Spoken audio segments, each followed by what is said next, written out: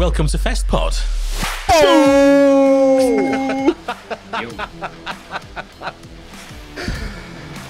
The unofficial rock festival guide. Woo! I'm Neil Wilkinson, and let's welcome my fellow hosts, of which this time around there are three. First of all, let's go to North Wales and visit Rich Holmes. Good evening, Mr. Wilkinson. How are you, sir? I'm very well, are you? I'm living the dream, baby. I'm living the dream. I've Now, got my I see Guinness on you- the go. I'm my hair's down. I've brushed it. I was going to washed say it. that you've brushed your hair. Yeah. Did you brush your beard as well? Yeah. I say that. Did you? Steph did it for me. Oh, I That's cheating. sat in work and she pampered me. But like it was all in preparation for this, you know. okay, yes, but like I say, we've got three extra. Three. Yeah.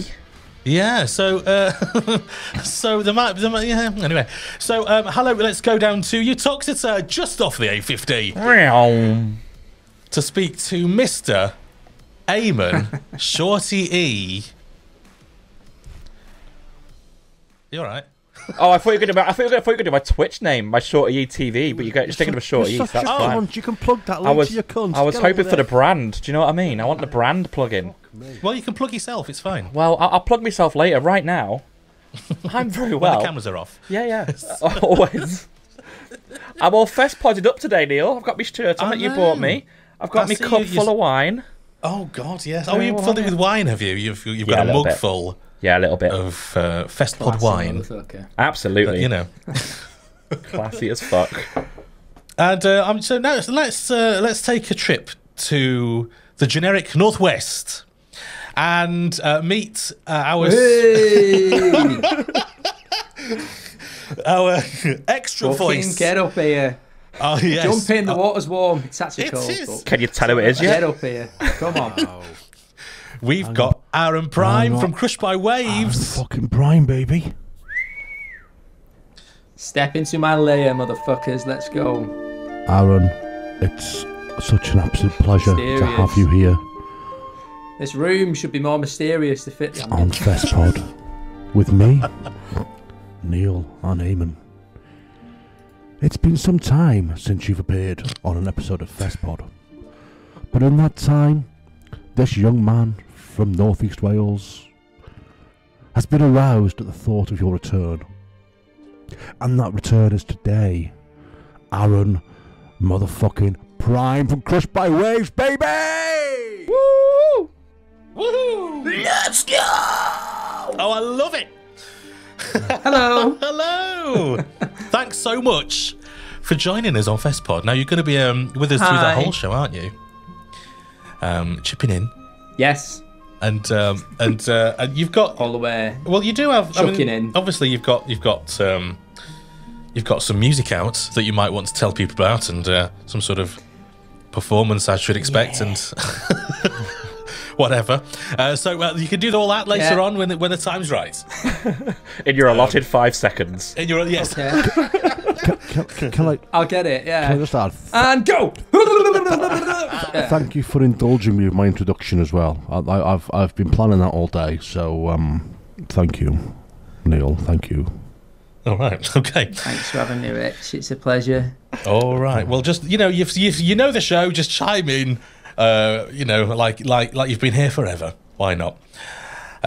So if you would like to follow us on the socials or on YouTube, even do it by looking for Festpod. Just type in Festpod and it will pop up. We've also got a Discord server now. If you fancy chatting with other Festpod listeners, just click on the link at festpod.co.uk. And there are also 2 versions of the show. So we've got audio through your ears and video for your eyes. The video is on YouTube and the audio is on your podcast app. So you know what to do. Just search for Festpod to find it. So let's kick off episode 52 with the festival news. Your age. Why don't you Oh. see? Richie?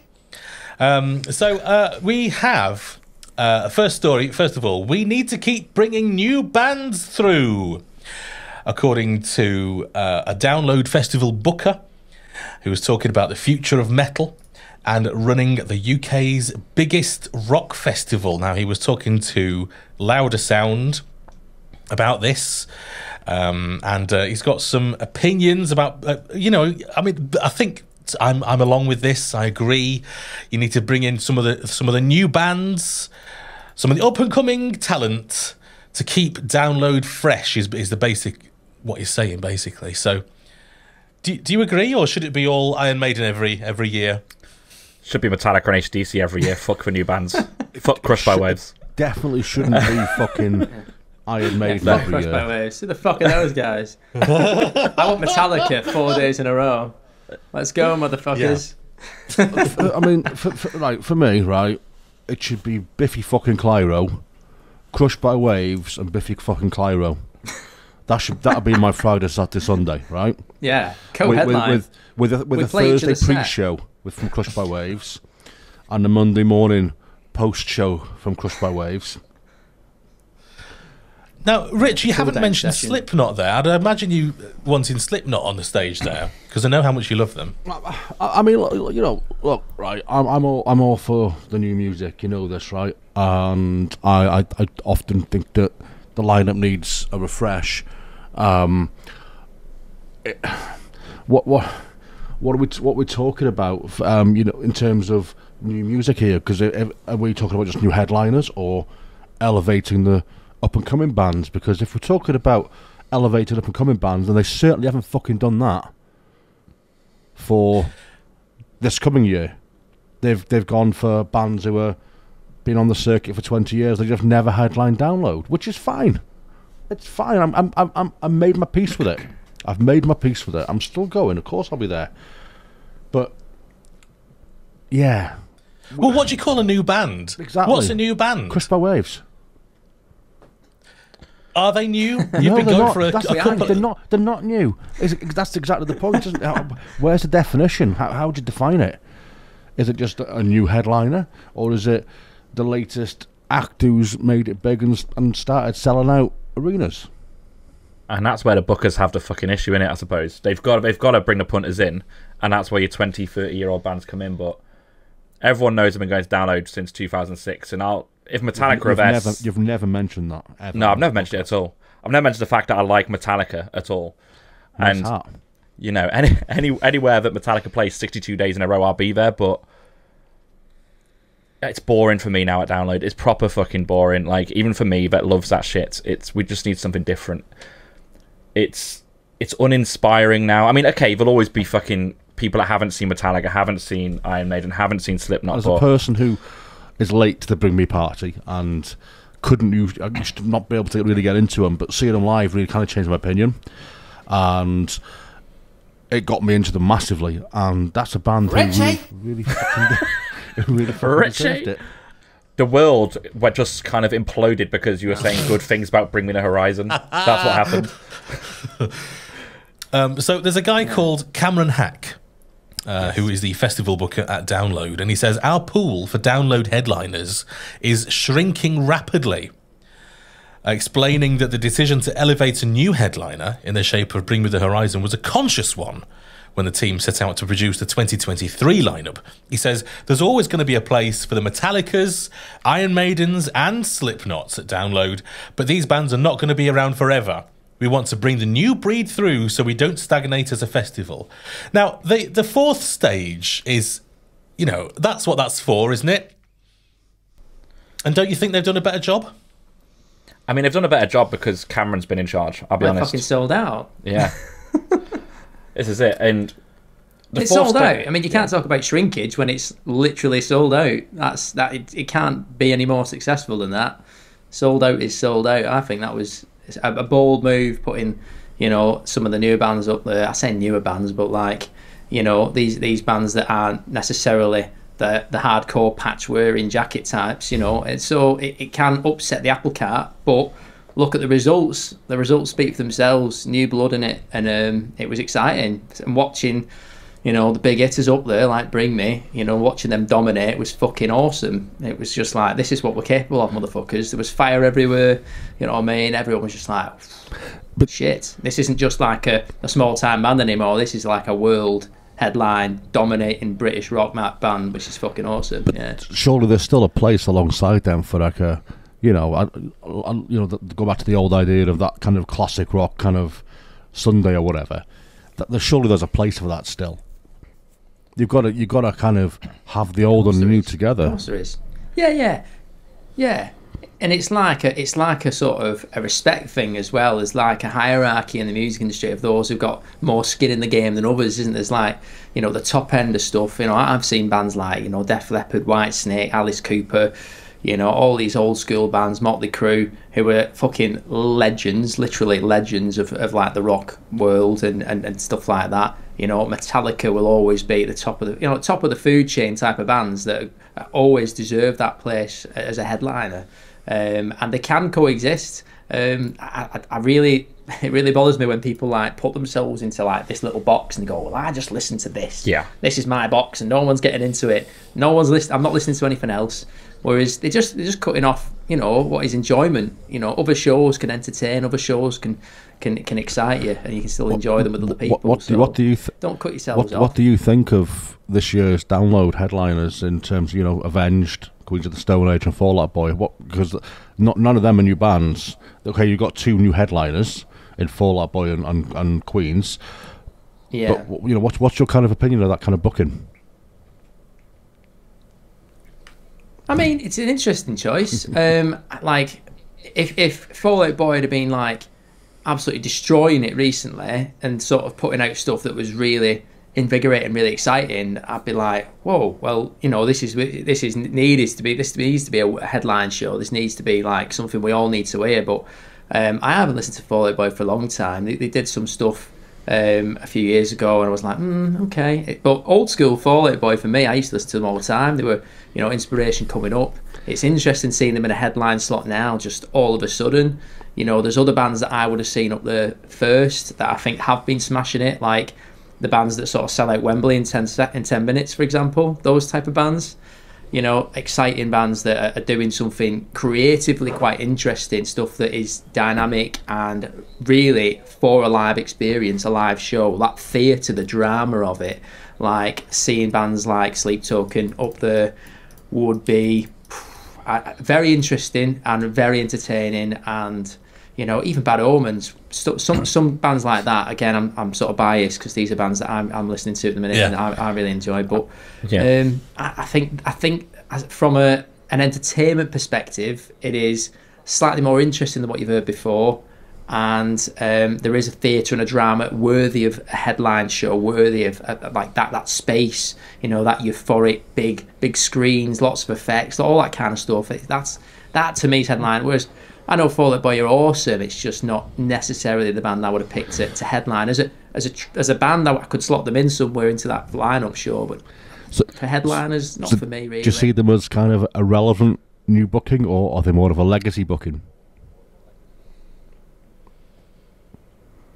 Legacy, I see them as that. You know, I think of Fall Out Boy in my own way. You know, of, you know, the way I reflect on them is nostalgia. I don't have them in my current playlist, for example. It's not, for me, I'm not going to rush to buy a ticket for Fall Out Boy. If I see them play in Manchester or something, I go, oh, cool. You know, I might double down. But I think to sort of, a lot of people, like, downloads a big price sort of, you know, to pay. And although you're getting to see a lot of bands, it's all that money all at once. So for some people, it's shelling out, in it, and it's getting time off work or time off school or whatever it is. But it's a commitment, nonetheless. So, you know, if you're going to make that commitment, it's going to be bands that you're worth sacrificing your time as well as your money for.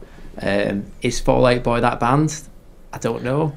They're a great band, and I've loved listening to them through the years. But would I be running out of the house, or having 5 laptops open and 3 phones and God knows whatever devices to try and book them tickets because I was so scared they're going to go? Are people going to fight that hard over them? I don't know. I don't want to shit talk Fall Out Boy. I'm not. You know, I love Fall Out Boy. They're going to be great as well. You know, are we just getting old? Is that the thing? It's a great booking. I'm looking forward to it, but it's not. it's not necessarily what I would class as a good new booking. Doesn't tickle me balls, Rich. Exactly. Yeah, thank you. Yeah. I think it's not. Yeah. I think it's interesting though, because Fall Out Boy, sold out their last arena tour a few months back at 60-70 quid a ticket, and they've done that consistently for years. And I kind of feel the same with Fall Out Boy. I do enjoy them live, but I don't listen to them every day. But they do have a huge mass following still. They still get #1 albums, but I think probably the likes of all us lot probably associate them with Thanks for the Memories and stuff still, whereas actually they've moved on. And they are a huge band, and I don't know if we've just been a bit out of it, but it's interesting though, Aaron, you say about Sleep Token. Under a Fall Out Boy rock. But maybe we've moved on in what we like as well. Yeah, exactly, yeah. We've discovered new artists. Article, Cameron... Yeah, and Cam says at the end of this article that he's excited to see where Gojira go next, and he sees the likes of Gojira, Sleep Token, and Bad Omens as the future of the festival. So, we're not far off with having those bands being pushed up, I think. I'd agree with that, definitely. Yeah. Because Sleep Token have just announced a massive American tour. They're huge. You can't deny it, whether you like them or not. Because whenever, to be honest, I've got a lot of things to say about Sleep Token this episode. I am wearing a top, for those listening, that says Sleep Token on it, so you can see which side my bread is buttered. But the metal police always turn up when you mention Sleep Token online. They're not metal.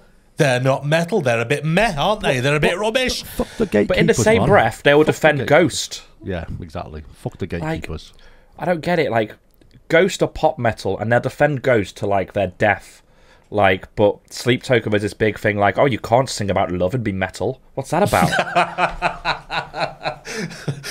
Yeah, well, the thing is that Sleep Token have always. I've got tons to say. I'm just thinking, should I save it? Because we've got them coming up in a story. I'll tell you what. We'll talk about Sleep Token later. Yeah, there's a big story coming up about Sleep Token later on. But I do think that this particular story, I do think that they are going to have to look at newer bands coming forward instead of some of the bigger legacy bands, because they're going to stop touring. They're going to die off, they're just going to retire. They won't be around forever, like he says. So we do need to start looking, like he says, at some of the newer bands coming through. And I say newer bands. Some of these bands have been going for 20 years. Yeah. So it's a matter of perspective, I suppose. But the festival has to change, but it's not going to stop people moaning about it. Oh, I don't like this band, I don't like that band. But it's a festival. There's inevitably going to be things there that you don't like. If it was a festival where you liked everything, wow, what a festival. And some call that Bloodstock. But moving on. Lost the Bloodstock. There we go. I had them. Download RIP is mostly sold out, with some limited Metal Meadow options remaining. Now, this isn't that big a surprise. The RIP section, does it always sell out? I'm pretty sure it does, doesn't it? Yes and no. So, your Park Farm will always sell out. Sleepy Hollow will always sell out as well. There's a lot less Metal Meadow left than previous years, and a lot less hotel packages. I think it will also sell out. So what happens with RIP is really interesting. If you have a year where it shits it down with rain, you'll find RIP packages sell quicker than next year. Last year we had a year where it was busy as fuck. Everyone moaned about everything, queues for the bars, queues for everything else. Yeah. So you're probably going to sell more off the back of that this year. But yes, RIP does sell out more and more each year. And when you're paying 350 quid for a ticket, the jump to 600 quid is quite a lot, but it's not that much, really, when you think about what you get for the money. Annoyingly. People value where they shit. Yeah. And they also value a shower. So yeah, exactly. It's what are you prepared to sacrifice? Yeah, that's it. Yeah. What are you prepared to tolerate? And people aren't very tolerable these days, so I would say that they very well will pay that. Definitely. I'd pay 100%. That. You know what I mean? You know, I know it doesn't look it. I'm quite a rough and ready type of guy, but I would definitely say them creature comforts are worth it. Are you? It's 100% worth it. Are you really, Arran? I'm rough and ready. I woke up like this. Yeah. I just woke up like this. Yeah. Okay. All right, I'll trust you. Yeah. I'm actually wearing builder's pants. Are you really? I've got a pack of fucking drill bits and a screwdriver next to me here. Yeah. Really? I'm just gonna put some shelves up when we're done with this podcast. Well, I have noticed there's a bit more gruffness. I might put that wall in behind me. That wall's going in. It's been bugging me that. I'm going to put that wall in a bit when you boys are gone. Well, you have grown a beard since the last time we saw you. I don't need to wear a hard hat. I've just got all this hairspray on. Oh, yeah. No, he's got a bit of... It got a bit colder since the last time I saw you, Neil. So this is my little winter growth here. And it is quite pathetic, to be fair, when I look at the likes of Rich, beautiful beard, and all of you, to be fair, got nice little manly little stubbles going on. I just wanted to be feel a bit more manly. As I say, when I finish putting that wall through, my beard grows every time I do that task. I wondered every time I do a little manly chore, my beard gets that little bit longer. I did wonder whether you'd done it especially for your latest music video. Well, to be fair, it was a little bit like that. Yeah, I need to be like a little bit of a crime boss type, sort of like, sort of vampire of mystery, So I wanted to be a bit more like intimidating. I don't know if it does make me look intimidating. I don't know. Just a bit scruffy, maybe. I don't know. Or sophisticated. No. It's a weird one. It confuses Do you know what? me. Arran, there's no way I could say scruffy and Arran Prime in the same sentence. Like I've just done then. Like it doesn't make any sense. many shades. I mean, you are blended in. Yeah. You are blending into your wall. I see my face a lot as well, so I had to switch it up. Do you know what I mean? Keep myself surprised. I am. This is quite light and creamy. It's actually a salmon pink, this top. The wall isn't salmon pink, by the way. I'm not that cool. But the lighting's making me look a bit like a blending. Just a floating head. To go back to the news, I'm in RIP again this year, and you're right, Eamon, in what you say about when we get a terrible weather year, that the next year goes a lot quicker, because in 2016, when it was absolutely shocking, and was it drown load? Is that what we're calling it? Yeah, well, I can't remember which one that was. Drown load, mud load, whatever it was. Brown load. We've had everything. We've had plenty. Yeah. After that was in 2016. Then in 2017, that was my first time in RIP. Yes, Richie. Because I thought to myself, there's no way I'm coming back here, and I was coming back. Without some sort of hard roof above my head and a nice bed, and so it makes a huge difference, because people don't want to go through the mud and shit. And do you know what? I'd pay £1 million just to park my car next to my tent. Yeah, that's the selling point. That's worth the price alone. Ooh, never realised how much a luxury that is. But carrying shit, it's mad. When you park, fucking shite, Eamon. Yeah, big time. It's fucking shite. Fuck everything else. Just give me my car next to my tent. That's it. That's all I want. I'll sleep in my car. Fuck it. See, that's worth about 100 quid to me. Yeah. Easily 100, 150 quid is parking next to my tent. Easily, yeah. That, hands down. And the fact you can. We're not allowed to tell them that, though, Rich. We're not allowed to tell them. They'll monetize anything. That's a good point, Sell you mate. back your own fucking beard. Free parking won't be included anymore. They'll find a way to monetize it. Beard tax. Yeah. Fucking hell. Moving on, Live Nation has ended merch cuts for small bands. A victory there for bands selling merch at their own gigs, which we've talked about before. It is shocking that they take a cut at all, in my view. But here in the Rolling Stone, it says club acts won't have to fork over merch money to Live Nation anymore. They've announced a new programme in partnership with Willie Nelson to end the merch fees that have been widely decried by artists and give $1,500 to upcoming artists who play at participating clubs. What do you reckon? Go on, Willie. Fucking legend. Smashed it. Big up the Willie. Fucking hero. Yeah. Give that fucking knight that bastard now. Sir Willie, we'll call him from now on. Sir what Willie. a ledge. It's absolutely outrageous. Who the fuck are we paying for selling our own merch? That's bizarre, but yeah, a lot of legend. It costs so much money to make the merch. Like even breaking even's hard sometimes. So you know, that's a good gesture. Well done, Willie. Sir Willie. Sorry. Have you faced fists on any shows you've done, like with venues taking cuts and shit? Have we had to pay out for anything on merch? I don't think we have, to be fair. We've done well. I know quite a few bands that have had that happen and had this conversation with them. And obviously me being an avid supporter of both my friends' bands, you know, and other bands, it's just like, as a whole, I'm sure we would have faced that prospect. Had, you know, Sir Willie not intervened, we'd have faced the same problem somewhere down the line. Which is terrifying. So good on him. Just correct me if I'm wrong. You weren't allowed to sell any of your merch at Download, were you, at the takeover?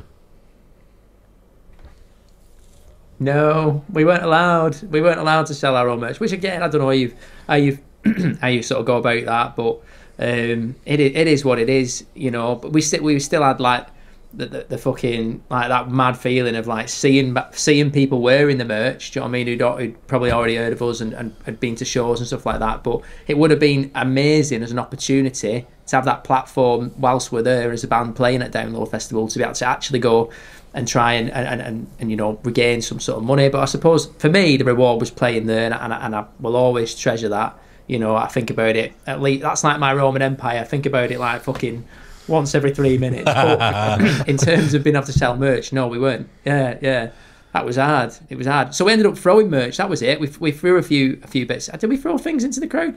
I mean, it all flew by so fast. But yeah, it was cool. It was good. But yeah, the merch thing would have been helpful, especially small bands like us. You know, we absolutely rely on merch. Is how we are able to even do stuff as a band. It's how we pay for stuff, how we pay for hotels, fuel, recordings, photo shoots, everything. You know, it's the lifeblood really of small bands. Because of course it's harder to make money on the actual music, which is the whole reason that you're even there. No point fucking. No, something of a pence. I don't know. I don't even know what it works out as, but it's pennies. It's not even pennies. You'd like to say. I'd love it to be pennies. It's not pennies. It's fractions of pennies.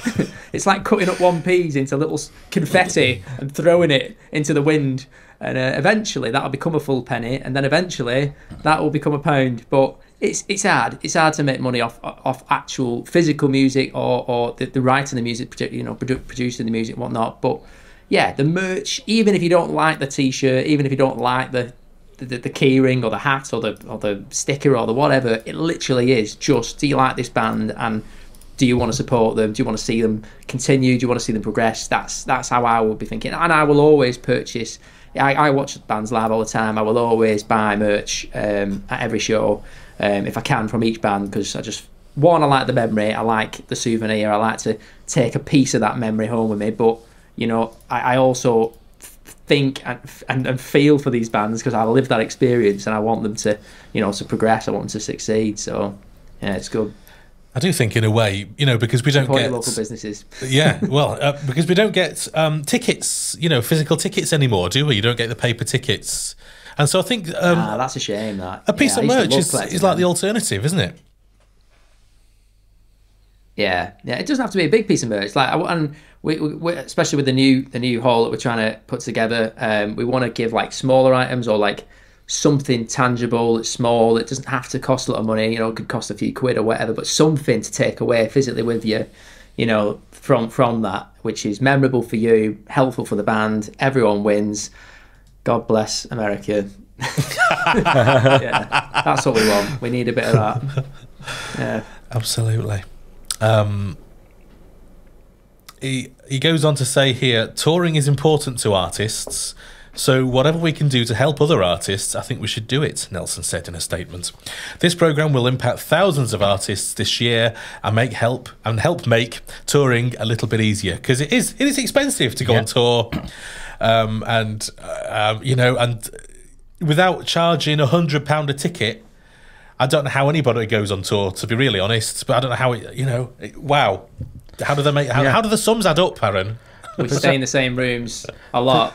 Neil, we stay in the same rooms, and a lot of all the tours we've done previously, this will be the first year that we're actually hiring a van, because all the tours we've done previously we've done in a Ford Focus. Wow. And me and Dan in the band have pretty much got scoliosis. We've got fucking spines look like this now because we've been crushed by gear and crushed by merch in the back of the fucking Focus. Like, at the end of every show, I'm like, no, not the fucking car. It's like, get in the car. We've got a 4-hour drive, motherfucker. Let's go. Do you know what I mean? I'm like, no, crushed, but then sealed in like fucking the guy from Star Wars in the seal.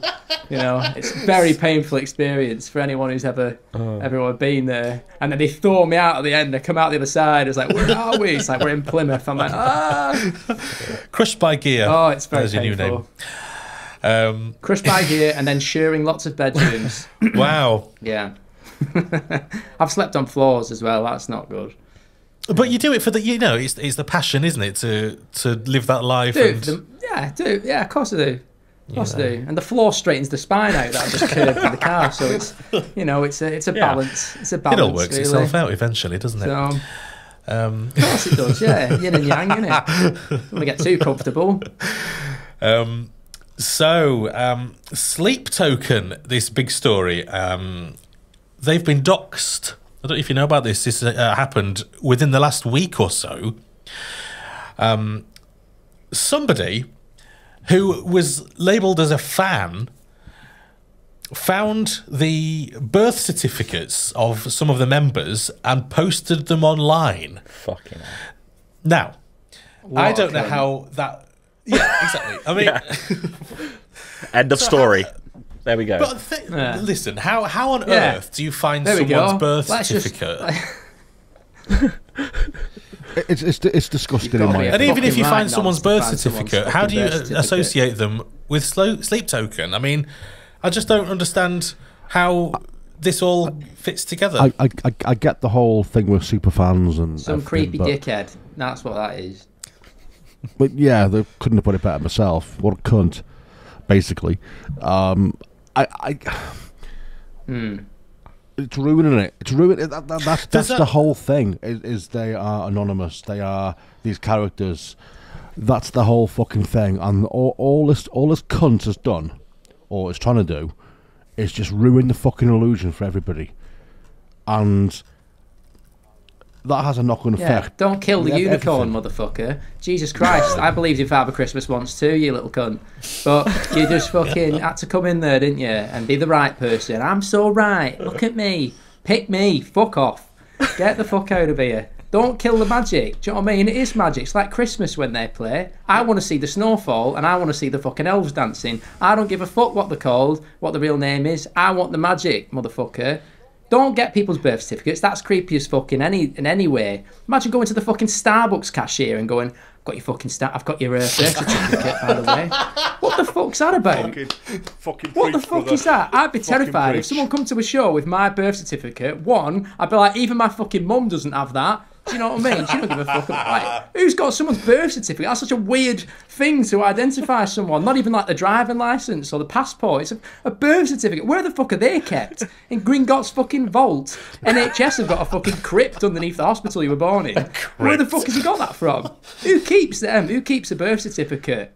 Fuck me, that's archaic. Jesus. It's weird. Crazy it's so weird. Out there, honestly. The world's mental. It's weird, proper weird. So now, what I'm going to try and... Because this was on a TikTok, because where else is it going to be? Someone reported on this. And I hope he doesn't tell me who they are. I've made a mission to just ignore all posts. Same. And ignore everything, so I've got my eyes and ears shut. Oh, no, I would never play anything like that. I don't want to. I'm not the person. I haven't got the birth certificates back here. Don't worry about that. It's this guy, right? this guy's a believer then. He still believes in Santa Claus. Yeah, so all right, he's just reporting on what has happened, basically, and it's where the story comes from. Cool.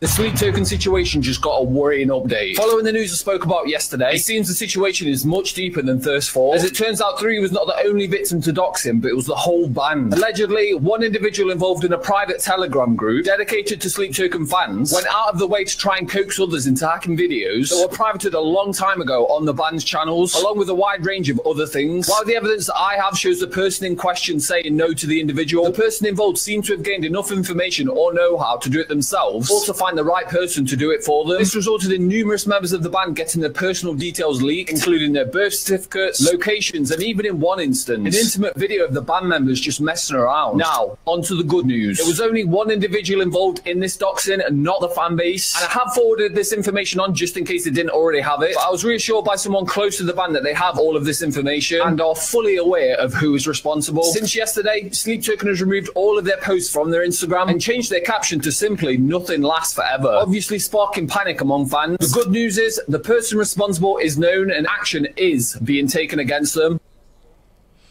Wow. Yeah.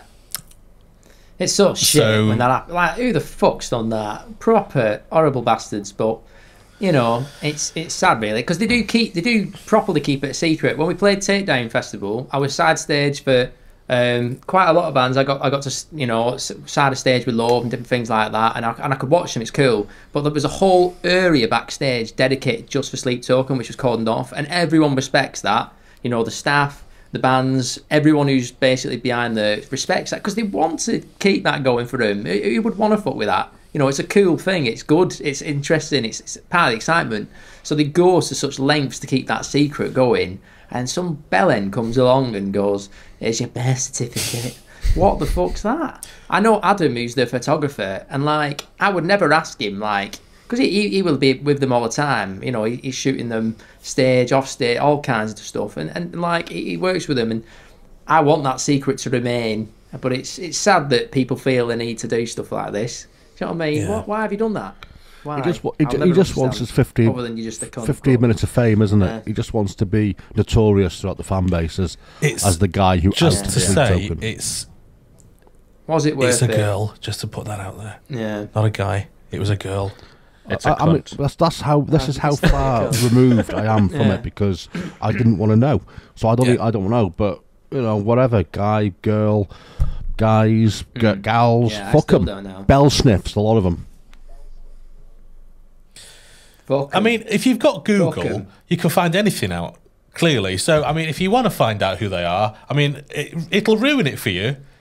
But if you want to know who they are, you can Google it. That's will. what, you know, but don't, is what I'm saying to you, because it won't improve your life, and you're better off not knowing. I love their music. It's I not love big, their and it's not albums. fucking clever. No, it isn't.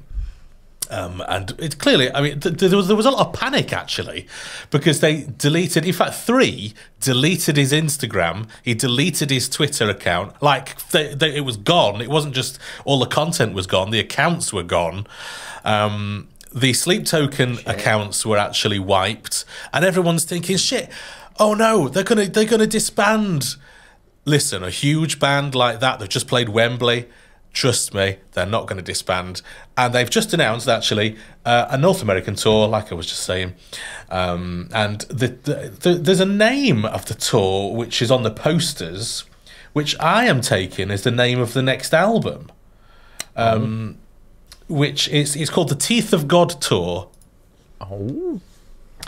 Now, this tour in particular is being performed with Empire State Bastards. Bastard. Bastard. There we go. That's what you have to do. That's the tradition Call that a of tour, Festpod. bastard. The artwork's cool for this, I think, if I remember correctly. I see a lot of people getting this tattooed somewhere. This is definitely tattoo-worthy type art.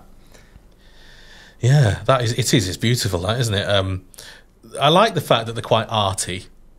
And it does. I think it goes with their new look, their sort of the new masks and their new identities. Each of them seems to have more of a a different separate identity now. Whether, you know, before they were all just dressed in black with the Sleep Token icon on the faces, but now they've got new masks where they all look different. 3 in particular, he's got red hair. Love it. And he's got love that shit. You know, red. It's because they were all sort of black. I don't know what it's not dye, I don't think, but almost sort of like paint. I don't know really. It's like black body paint. Yeah, yeah. It's like non-sweat. It's like sweat-proof black body paint. It's a fucker to get off, I think. And Aviana, I think they wear it as well, but worth it. Well, 3, his to match his hair, his is red now. It's red body paint. So they're still going, and I don't think they're going to stop anytime soon. They're just going to get bigger and bigger. They do split people, don't they? Yeah. Well, so I've heard. They're quite Richie. They're quite divisive is the word I wanted to use, because you see a lot of people online, sort of like I say, the metal police. Yeah, but I said I fucking hate gatekeeping, and I people can listen and like what the fuck they'll want to listen to, and if. I mean, Eamon will attest to this more than anybody. You've seen some of my fucking playlists, brother. You know, we can go from fucking Taylor Swift into Take That into fucking Cannibal Corpse back into fucking Blue. You know, it's fucking definitely. I love everything, man. I noticed I named 3 pop-up because they're only 1 metal act. Please don't kill me, Metal Police. It's priority. But that's the point. You know, we're not judging. I'm the genre spanner. Coming for you, Rich. You've fucking done it now, boy. I'll have to wear a battle jacket for protection. Rich's front door's about to go through. Any minute now, there's a SWAT team. Go! The door's going in. Here for me. Rich gets dragged off into the back. The thing I don't get about the metal fucking police, right, and I've seen it like through forums and Facebook posts, and I've seen the same people post different things. They'll shit on Sleep Token or even shit on Ghost, but then they'll be fucking loving Electric Callboy, and I'm like, how can you love Electric Callboy as proper metal? They're fucking great, I love them, but like, it's the same parallel and the same like ends of the spectrum to fucking Pantera and Metallica or whatever. Like, we don't talk about Pantera. Just get over yourselves and just enjoy yourself. Hey, but we don't talk about Pantera. We don't. But Neil will bleep it out. It's fine. Yeah. There you go. So, there was an interview that Vessel did. You know, before this was a time when Vessel actually did interviews. So it was quite a long time ago, and he was quoted as saying something like, "Well, we don't want to stick to one genre of music. We want to." Because it's limiting if you do that. We want to sort of have a piece of R&B and a piece of this genre and that genre, and we think it makes for more of an interesting sound. And I think that's great. Evolution of your music, and Arran, I'm sure you could attest to this. I mean, you know, look at your drummer Tom. He hates metal. Well, no, I'm not saying he hates metal, but he's not into his metal, is he? He's into his rap and his hip hop and his R&B, and you can feel some influences Tom's coming in. Tom's an enigma. He's a mystery. The boy's a fucking question mark. It's just one big walking question mark. You know what I mean? Even we can't figure him out, mate. But yeah, he's into all kinds. He's a like fucking R&B, hip hop, fucking mashup of everything, really. But it makes for an interesting mix. We're all fucking listening to different things in the band, and then we bring all those little spicy little ingredients together, and then we make songs, and that's fun. That's, for me, I love stuff like. That's why I like these bands that are sort of pushing envelopes either side, or even these parallels. You know what I mean? Like big, you know, sort of techno heavy side there, and then absolute fucking filthy metal over here, and just those worlds colliding is my jam. Like, I love that, proper saucy. I like to keep my brain guessing. I don't like when I can predict what's going to happen with bands. I predict where the music's going to go. I'm like, it's not tickling me balls. If something happens and it surprises me, I get that little jolt of electricity, and I'm like, fuck yeah, switch that on, let's go. Woo, 2 clamps, fucking turning up to 10. But you can hear that in your music, though. I want that. I need that to happen in the music to get excited. you can hear Tom's influences in his drum rhythms and the way he plays the drum. I'm just thinking about the clamps. You can hear it in how he plays and how you almost evolved over the past he's got there, 12 months. And I love it. I'm all for it. No, I get you, man. Yeah, Tom's like, right, let's put my in-ear monitors in. Everyone good to go? Hold on one sec. And clamp. All right, okay, boys, let's go. 1, 2, 3, 4. Yeah. Arran, are you? Because you're on the synths. Yeah, I do a lot of the synth work. So literally, the MacBook I'm on, speaking to you now, is where a lot of my little magic happens. This is why, tickle my own balls, so to speak. No pun intended. But this is where I need to create that magic, the source. The Crush by Wave source is on the MacBook, and then you put your balls on your MacBook. It just elevates it, brings it up. Correct. I bet it does. I am an Apple wanker now. I haven't mentioned that yet. No. Can I ask a very serious question? As all MacBook users, it's part of Apple Care. You need to put your balls on the Mac, register them on the touchpad. Can I ask a very serious question? Otherwise, it's not covered by warranty. So. I'll try again. Yes. Now that we're on a serious topic, yes, we can. Serious question. Okay. Yeah, you're not having a birth certificate, Rich. I don't want your birth certificate. I've already got it. I know what your real name is. No, it's framed. It's coming. Do you want a fifth member? I can be your keys guy, your synth guy, your samples guy. Beautiful. What you like at carrying equipment? Because Tom's shit at that, and so is everyone else, to be fair. So I mean, we could share it between me and him. In fact, I've got to be truth. Can you travel in a Ford Focus for long periods of time with gear on top and or beneath all five of us, baby. Is that it? Is this official now? That's the question. That's the true test. Is this my contract? I used to have a Focus. I've been everywhere in Someone Focus. Someone has to lie on top on the roof rack like a fucking prize kill.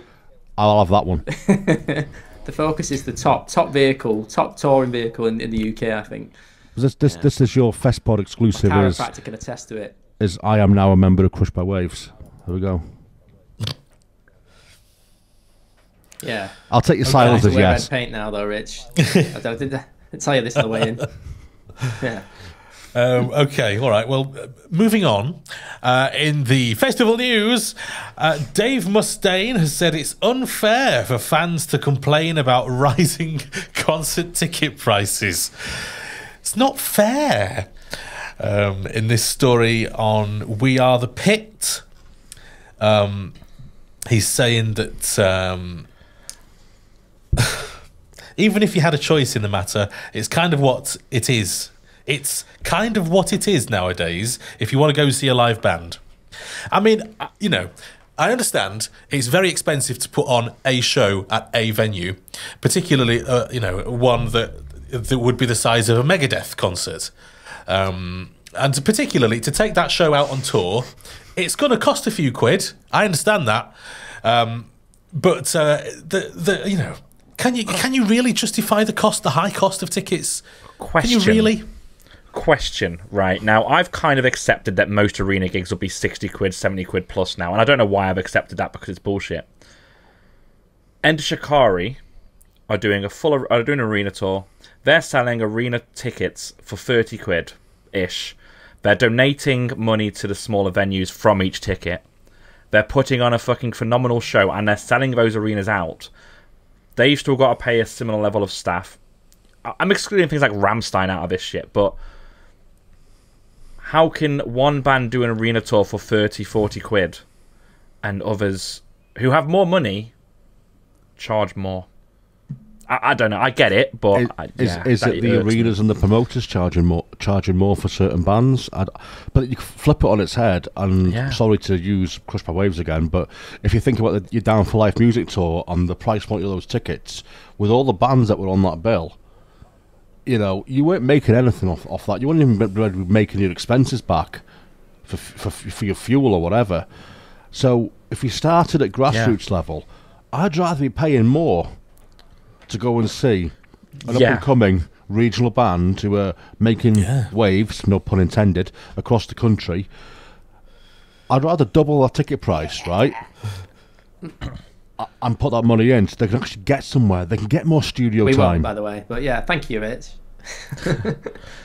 Yeah, it's an odd one, isn't it? Because like you've got like the grassroots, you've got to combine the ticket price of getting people through the door that are on the fence. Do you know what I mean? But the Metallicas, AC/DCs, your Blink-182s don't have to worry about it. They'll sell out no matter what you charge. You could charge 200 quid a ticket and they'll sell out. Maybe that's the like, problem. and it's people will pay it. Yeah, and it is. And as far as people will pay it, they'll pay it. That's the issue. You know, for me, £100 a ticket is probably the limit. I don't think I'd pay any more than that for whoever it was. I mean, I've just paid that for Sleep Token at Wembley. I won't talk to you about my Taylor Swift tickets. It's fine. You've got Taylor Swift tickets, really? Swifty boy. I'm fighting him for him. Yeah, a little bit. Mate, at this rate, I'm going to fucking take a mortgage out for him. Do you want to know how much my Taylor Swift tickets were? For Tier 1 at Wembley, right at the fucking back of the stadium. Like, we're dead centre, right at the back. We're Tier 1.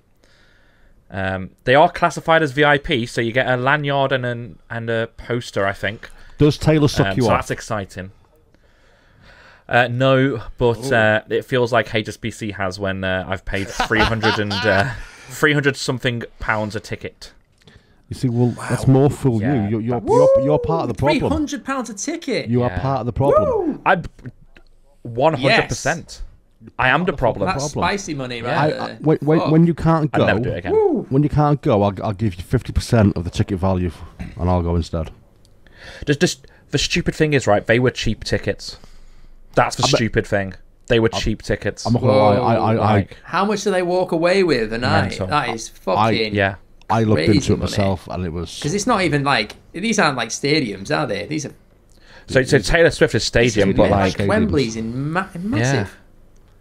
Right. Yeah, it's massive. It's not a venue anymore. It's a stadium. Yeah. So a stadium full of 70 to 80,000 people. However many do, I don't know. But like thousands of people all paying 300 quid. That walkaway is phenomenal. Like just mind blowing types of money. Yeah. Like who are they paying for that? Do you know what I mean? The pitch standing. What is that? That's crazy. Or is that, like you say, is that the venue charging huge amounts? The pitch standing was like 600 quid, wasn't it? Cheapest. Like, it's stupid. To be on the there was like pitch next to the stage, it was like 600 fucking quid.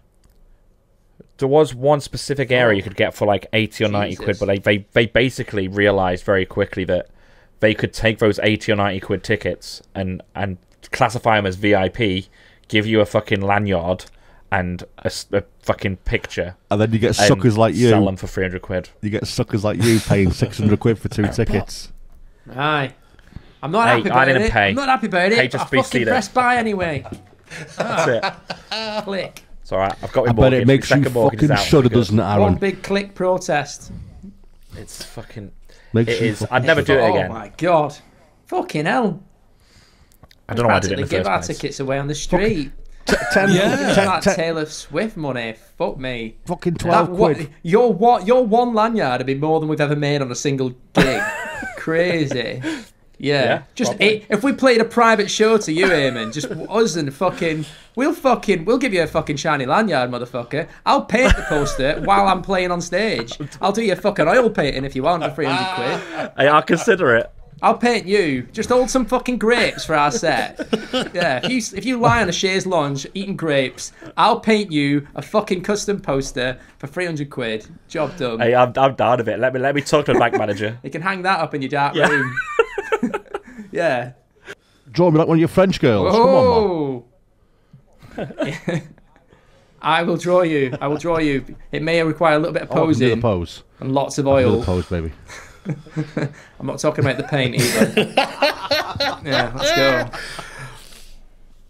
Rich, do the pose now for us now. For all of our viewers. I'm wearing Christmas pajama bottoms, and I don't want that on camera. Richard!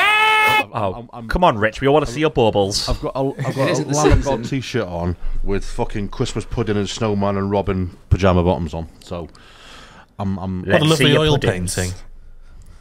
Half and half. Half a job. I'm metal as fuck, you see. I don't need people to tell me what I have to fucking wear. Yeah. They're metal police. They don't give a fuck. They'll drag you right out.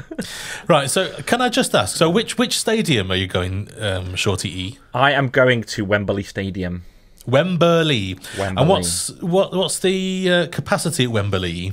It's, well, she'll have it at like close to full, so it'll be like 70 or 80 for a gig usually. Okay, well, if have more, I reckon. If 80,000 people Do the fucking math. pay on average £300, she's looking at a takeaway of £24 million. And she's doing like 10 nights at Wembley. She's doing like Manchester. Like she's doing other dates as well. Let's do that times 10. Wembley. It's fucking nuts. Taylor, And yeah, she's got a big production, but That's it's nothing. superb. Walk away. But this is why she's a she doesn't need billionaire. the money. She's a billionaire. Yeah, you can't blame her. If she can do it, do it. But I mean, you know, there's if you do 6 degrees of separation, she's friends with Blake Lively, who's married to Ryan Reynolds, who owns my football team. So technically, right, I'm one of her fucking besties. So where's my VIP tickets? yeah, Best mates. Friend of the show, Taylor. Come on. Yeah, me up. let's get her on. Let's get her. Yeah, Let's get her on. Next episode of drop her a Festpod, DM. we're gonna have Taylor Swift. Yeah. Yeah. Fuck Arran Prime off. Where's get Swifty in? Oh no, you can stay as well, baby. That'll You get can the stay. views up. You can stay. You can stay as well, man. let's get Swifty to give her views on metalcore. Yeah, it's all right. You I'll be putting my wall in anyway. As I say, I've got a lot of shelves to put up, so I'll be busy, boys. Don't worry. Oh my god. I want to see Taylor Swift Come on, talk about a Swifty. Damnation lineup. I would take that. Yeah, beautiful. She's busy anyway. It's fine. She's busy earning £24 million per night. Now, and that's UK Stadium. Rage Sorry. Against the Machine. Sorry, just Very humble, before though. you I go, believe she just before you travels go in on, a Ford Focus. Before you go on, Been told that she travels in a Ford Focus. think about the American stadium she's played, where you've got you're probably looking at 100 to 120 cap. Think about the money from the American part of the tour. I think the tickets that side are more expensive as well.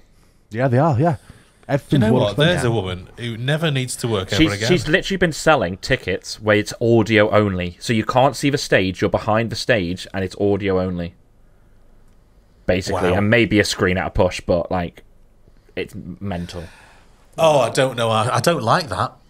I don't Yeah. like that. I want to see what's going on because they put a show on as well, don't they? I want to see the show. Yeah, That's God tier. her isn't it? show's incredible, but like, it's not £24 million worth, but it's incredible. And so, whose idea was it to go and see Taylor Swift? Just out of interest.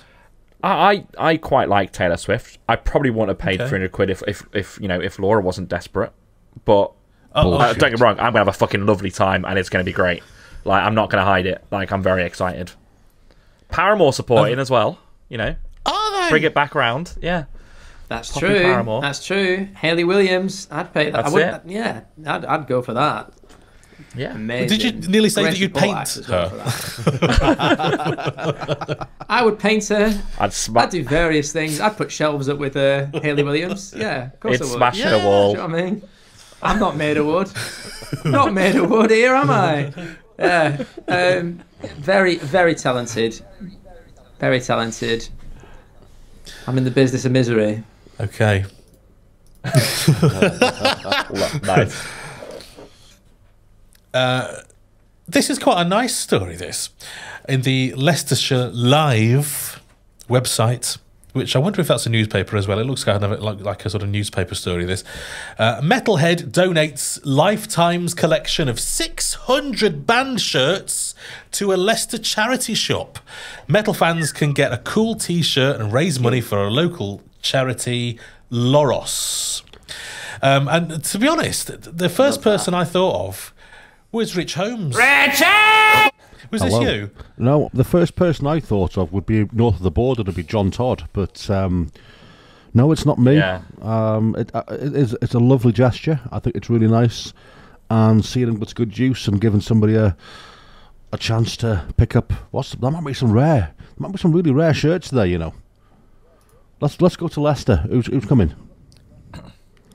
Although, is this guy? I mean, 600. There's going to be quite a choice there as well. Yeah, Very cool. Okay, well, I'm a fat cunt, aren't I? So it's probably wasted journey for me. Well, you don't know what. You would have to ring up and find out what the sizes are. Well, But even then, you could cut the design out. Or cut up, Cut it people out. do, isn't it? cut up the Cut it out, sides, make something use cool. my wear it armband. like a fucking poncho. Turn it into I a could be patch. Shawn Michaels. Yeah. Yeah, turn it into a patch.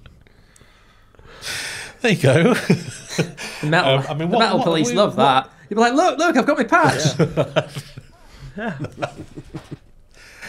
What have we got there? I'm trying to look at some of the designs that's on. There's a blood. I know this because I've got this shirt. There's a Bloodstock, I think 2007 or 2008 shirt in the middle. Geek. So it goes back quite a while. Yeah, I've got that same I shirt. can see employed to serve. Motorhead top there. I can see that. There's a squiggly wiggly yeah. band. Is it Abhorrent Decapitation? Oh yes, you're right. squiggly, Yes, it is. Oh yeah, Bloodstock. I can see the Bloodstock one. Yeah. Yeah. What else we got in there? Can't zoom in A anymore. couple of Motorheads. A couple Very of nice Venom gentleman, Prism. Oyster I think, Cult. overall. Very Venom kind. Prisms in there. And Yeah. the presents at the top on the top row. Yeah, the yellowy gold one. But think the one on the far is a Metallica top as well, but I'm not sure. And they don't look shitty, do they? To be honest, No, it's probably like us. He buys merch and doesn't wear it.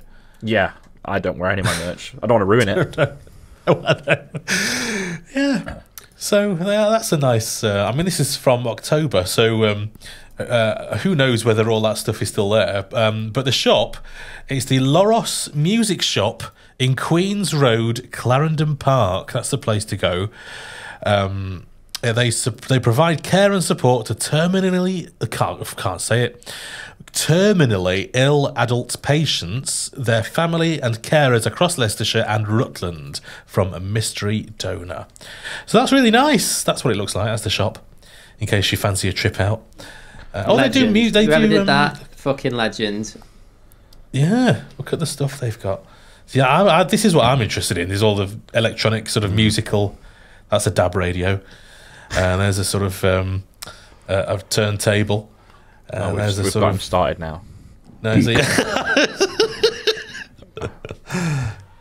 Okay, now let's turn into fucking, CX up in turn here. into an auction all of a sudden. I know. Anyway, Yeah. we move on from that. We've looked at the Antiques t-shirts. Roadshow. What should we get for this CD player? I just love. Do you not love shops like this? Do you not go in and have a look around and think, oh, I like that, and I like that, and I like that. I'm never going to buy it, but I like that. Do you not look in these places? I do, but not on Google Maps. I do actually, yeah. I'm not above the fucking local hospice shops. I've been known to go in there, pick up a nice few t-shirts or quirky pieces. Tom in our band is particularly fucking great at finding like really cool obscure clothing. He goes in charity shops all the time. Like if we're on tour and stuff, he'll just pick stuff up. Like he loves his vintage and classic clothing, like classic hip hop stuff, and he'll always find like odd stuff.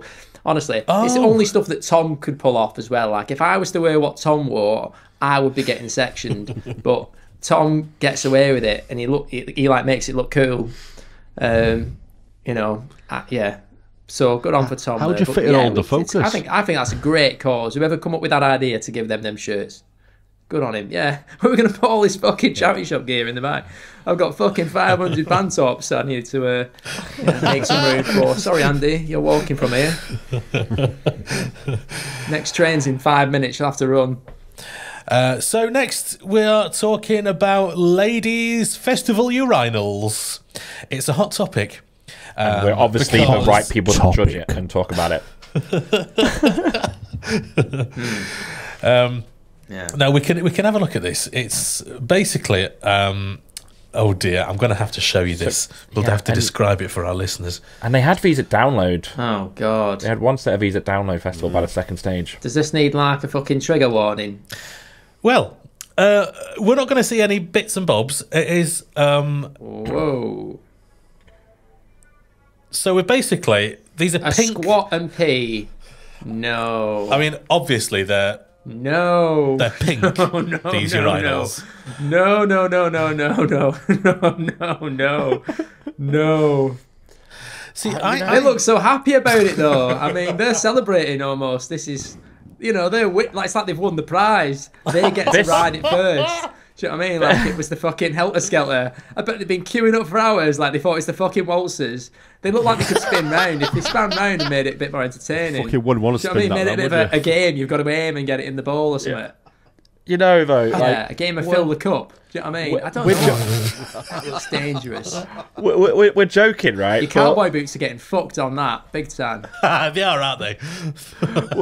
Like, and I don't know how our female listeners feel about it. Do let us know. But like, anything that makes like the toilet experience better for a woman at a festival would be good, because if I went to a festival as a girl, I don't think I'd go to them, because, like, Rich and Neil, you know how much I need to go for a piss when I have a drink. Oh my! I could not stand in the queues that the fucking girls stand in. I couldn't do it. Like, you're stood there with obviously a load of women that need a piss, possibly a shit, and there's a load of blokes in front of you that are definitely going in for a number two. Like, I couldn't cope with it. I mean, I don't think they got much use at Download, but it'd be interesting to find out if they did. I didn't try them personally. But yeah, you've really paused on a really interesting frame, Neil. No, this is deliberate. I'm just saying, you've just got to have a really good aim. I mean, it is not I mean, a wide target. That is it. That's a very narrow target they've given you. How's it? They've raised the bar a little bit. How's it working? If you're wearing like jeans or like trousers or something, like, with a skirt, that you're living the dream. But if you've actually got like legged trousers on, then it could get a bit messy, couldn't it? You're pulling them down, Rich. You're pulling them down round your ankles. Yeah, but look. You might as well go to the toilet. Look at the foot position and where the hole is. Well, hey, I just don't know whether you could get your boxer on there. If you get your rat out with the fucking women's urinals, right? You don't want to piss all over your trousers, do you? No, but I think a skilled gentleman with a good aim would struggle with this. So how anyone would get that in that little slot, I don't know. But that is a very narrow target. It's also elongated just upwards. It's not gone wide. What if you've got a wide spread and it's a bit like, it's not very well thought out, I don't think. I like the concept for people, because I like options. Also, I think it's just pure entertainment, because everyone's buzzing in there. It's like its own little festival of itself. It's like Piss Fest. Everyone's fucking fist bumping and fucking loving it. They're happy about it. Having a great time, aren't they? That's entertainment. And she's not even pissing. She's just dancing in the fucking urinals. So this must have been a request. I think someone's requested this. Can we have piss boxes, please? Like little rides to go on. I download. I disagree with it. I just think that the target should be wider. If it stops the women using the men's. If it stops the women using the men's, I've seen women using the men's urinals at fucking Download. Yeah. Right? If it gets rid of that, and it means I can get for the piss quicker, and mainly Eamon can get for the piss quicker, because that's the important thing, then I'm all for it. Oh, definitely. But if your piss flaps are wider than the fucking pink box you're in, what the fuck are you going to do? Now, I reckon, because this is, I mean, you don't do it standing up, do you? So you've got to squat down. You're quite near the whole thing. I mean, I'm no expert on this. I mean, that doesn't even need saying. But, I mean, I mean, maybe it's the angle of the camera, but is that really not a big enough area to put your area on? No? Is it not? Let's move on from women's areas. All right, so Korn have announced 3 huge outdoor shows with mega London dates in Gunnersby Park, with support from Spiritbox, Denzel Curry, Loathe and Wargasm. Now, this sounds like a mega show. It sounds fucking incredible. Wow. It also sounds like a fucking ball ache, because it's Bloodstock I'd weekend. pay for that. But yeah, what a show. Is it Bloodstock weekend? Yeah. Somebody's fucked up there, haven't they? They're doing. Well, you say that Limp Bizkit did it last year and it was fine, but 3 massive shows, because they're doing Scarborough and Halifax. I think they're doing Halifax as well. The Peace Hall, yeah. Yeah, which is becoming a big venue for bands to play. But the Gunnersby Park show in London in particular looks. Yeah. Have you heard the audio in the Peace Hall? And it looks incredible. Yeah. On now. It's fucking incredible. How much are tickets for this? Just out of interest, I'm not actually spied on that. That's a good lineup. VIP. Let's have a look. I think Is that 61 notes. 67 quid. You're about to buy 61 a quid. VIP. General admission, 60 quid. 67 quid. It's all right. £67.20 each plus I would booking probably fee. pay that for that lineup. Yeah, 100%. Yeah. 100%. £100.80 Yeah. for a VIP ticket. All for that. Not bad, that, is it? In. Does it It's come more with and a more poster, he says? bands. That's Yeah. it. Does it come with a post? What's the VIP ticket get you? Come on, let's look at that. Because that's what I'm into Yeah. now. Let's Press spend a some little fucking eye, money. Neil. Halifax, hello. I'd like to Oh, take Neil. out that loan. A little eye. Yeah. You get a welcome Let's get drink, another a bank on the Prosecco, phone right beer now. or a mocktail and canapes, a souvenir lanyard. Mate, That's it. And it says here, an exclusive painting by Arran Prime. That's what it says. if I can watch Korn Oh, yeah, play sweet. Twist with a fucking Prosecco, I'm in for it. What a fucking experience. Yeah. Game on. You don't get a lot of your Wearing your, VIP wearing your ticket, do you? exclusive Taylor Swift merch that you've already picked up. That's it. But like Korn doing 3 massive outdoor shows, right, in relatively decent sized venues. People always campaign for Korn to headline, download, and this, that, and the other. Is this them trying to make sure they're not just falling under the bridge? Or is it all Korn can do now is just these special shows? I don't know with Korn's stock really nowadays, but it's interesting what they've chose to do. The thing is about Korn is that they appear at Download further down the list, don't they? I don't know whether they bounce. They bounce. Like they've settled at sub headline, but they have bounced in the past, but they've kind of settled at sub headline status now. But yeah, they do bounce. They've missed their chance, haven't they, to headline? And Yeah, you know, and like in 10 years' time, if Jonathan Davis is still going, you might get them as a legacy band. But I love Korn. Let me just put that hands down. I fucking love Korn. And I think they put on a great live show. But yeah, you do wonder what they're doing. Korn pull a fucking huge crowd at Download, but do they shift tickets? Like Korn probably pull a similar sized crowd as Skin Dread at Download. Now I know Korn will sell more tickets, but they're still not going to sell a fucking headline status of tickets, I don't think. But if you had Korn instead of Queens of the Stone Age this year, I'd be loving it. which would look stronger? Do you know what I mean? I don't know. Korn. I don't know. Hands down. I could live with that. Exactly. I could definitely live with that. It's a bit mad. But then, when's the last time Korn sold out an arena tour without Limp Bizkit as main support? You'd probably get less complaints, wouldn't you? 100%. About the fact that, you know, that because they fit in a lot more. They're sort of expected, aren't they? No, they'd find something to moan about. I mean, but like for instance, the Download forums every year for like since 2012 is like, why isn't Metallica headlining? Why isn't Metallica playing? They're doing stadiums. Why aren't they playing? Metallica get announced for doing 2 shows, and they're like, why are Metallica playing? Do you know what I mean? You can't win with the internet community. It's mental, but yeah, Korn doing these 3 shows is mental. And that London show I really want to get to. It's just a shame it's on the Sunday of Bloodstock. Who's headlining the Sunday of Bloodstock this year? I can't remember, but I'd be tempted to do both. Yeah, that's going to be interesting. Yeah. A lot of bands are playing fucking Scarborough now as well. Then what the fuck's all that about? Korn are playing Scarborough. Do you know what I mean? Like, how weird's that shit? Yeah. Fucking I'm Scarborough. going to call Mar immediately after this I mean- podcast and be like, we need to change these dates, motherfucker. We need to get to Scarborough. This is where it's going on. You need to get to Scarborough and Halifax. That's the fucking That's where places it's to be. happening. Beautiful. Bridlington, Mablethorpe, Yeah. Skegness. Skeggy. A metal festival in Skegness. Let's do it. Let's host it. Do you know what? It would probably go down quite well, actually. I think should it would. in Skegness. I think it would. It's that kind of place, isn't it? Yeah. Bit grimy. Yeah. There's already piss all over the floor. What's some metalheads going to do? We love you, Skegness listeners. They won't know the difference.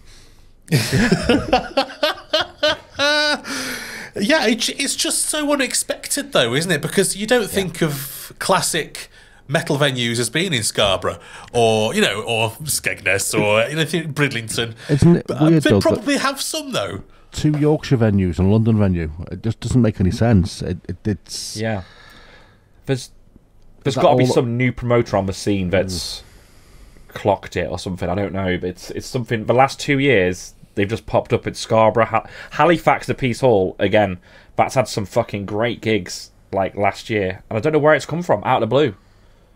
It's odd. It's AI, definitely. AI did it. Yeah. It's the end of the world that's coming now. Damnation Festival have announced the first 10 bands with a huge surge in ticket sales in the same day. Let's have a look at some of the artists performing across the weekend. We have Ahab, we have Bleeding Through, Celeste, Duel, Gate Creeper, Gillian Carter, Hexis, Nails, The Ruins of Beverast, and Russian Circles. Now, Neil. So far, yes. Can you read that list out again, but only the ones that you know?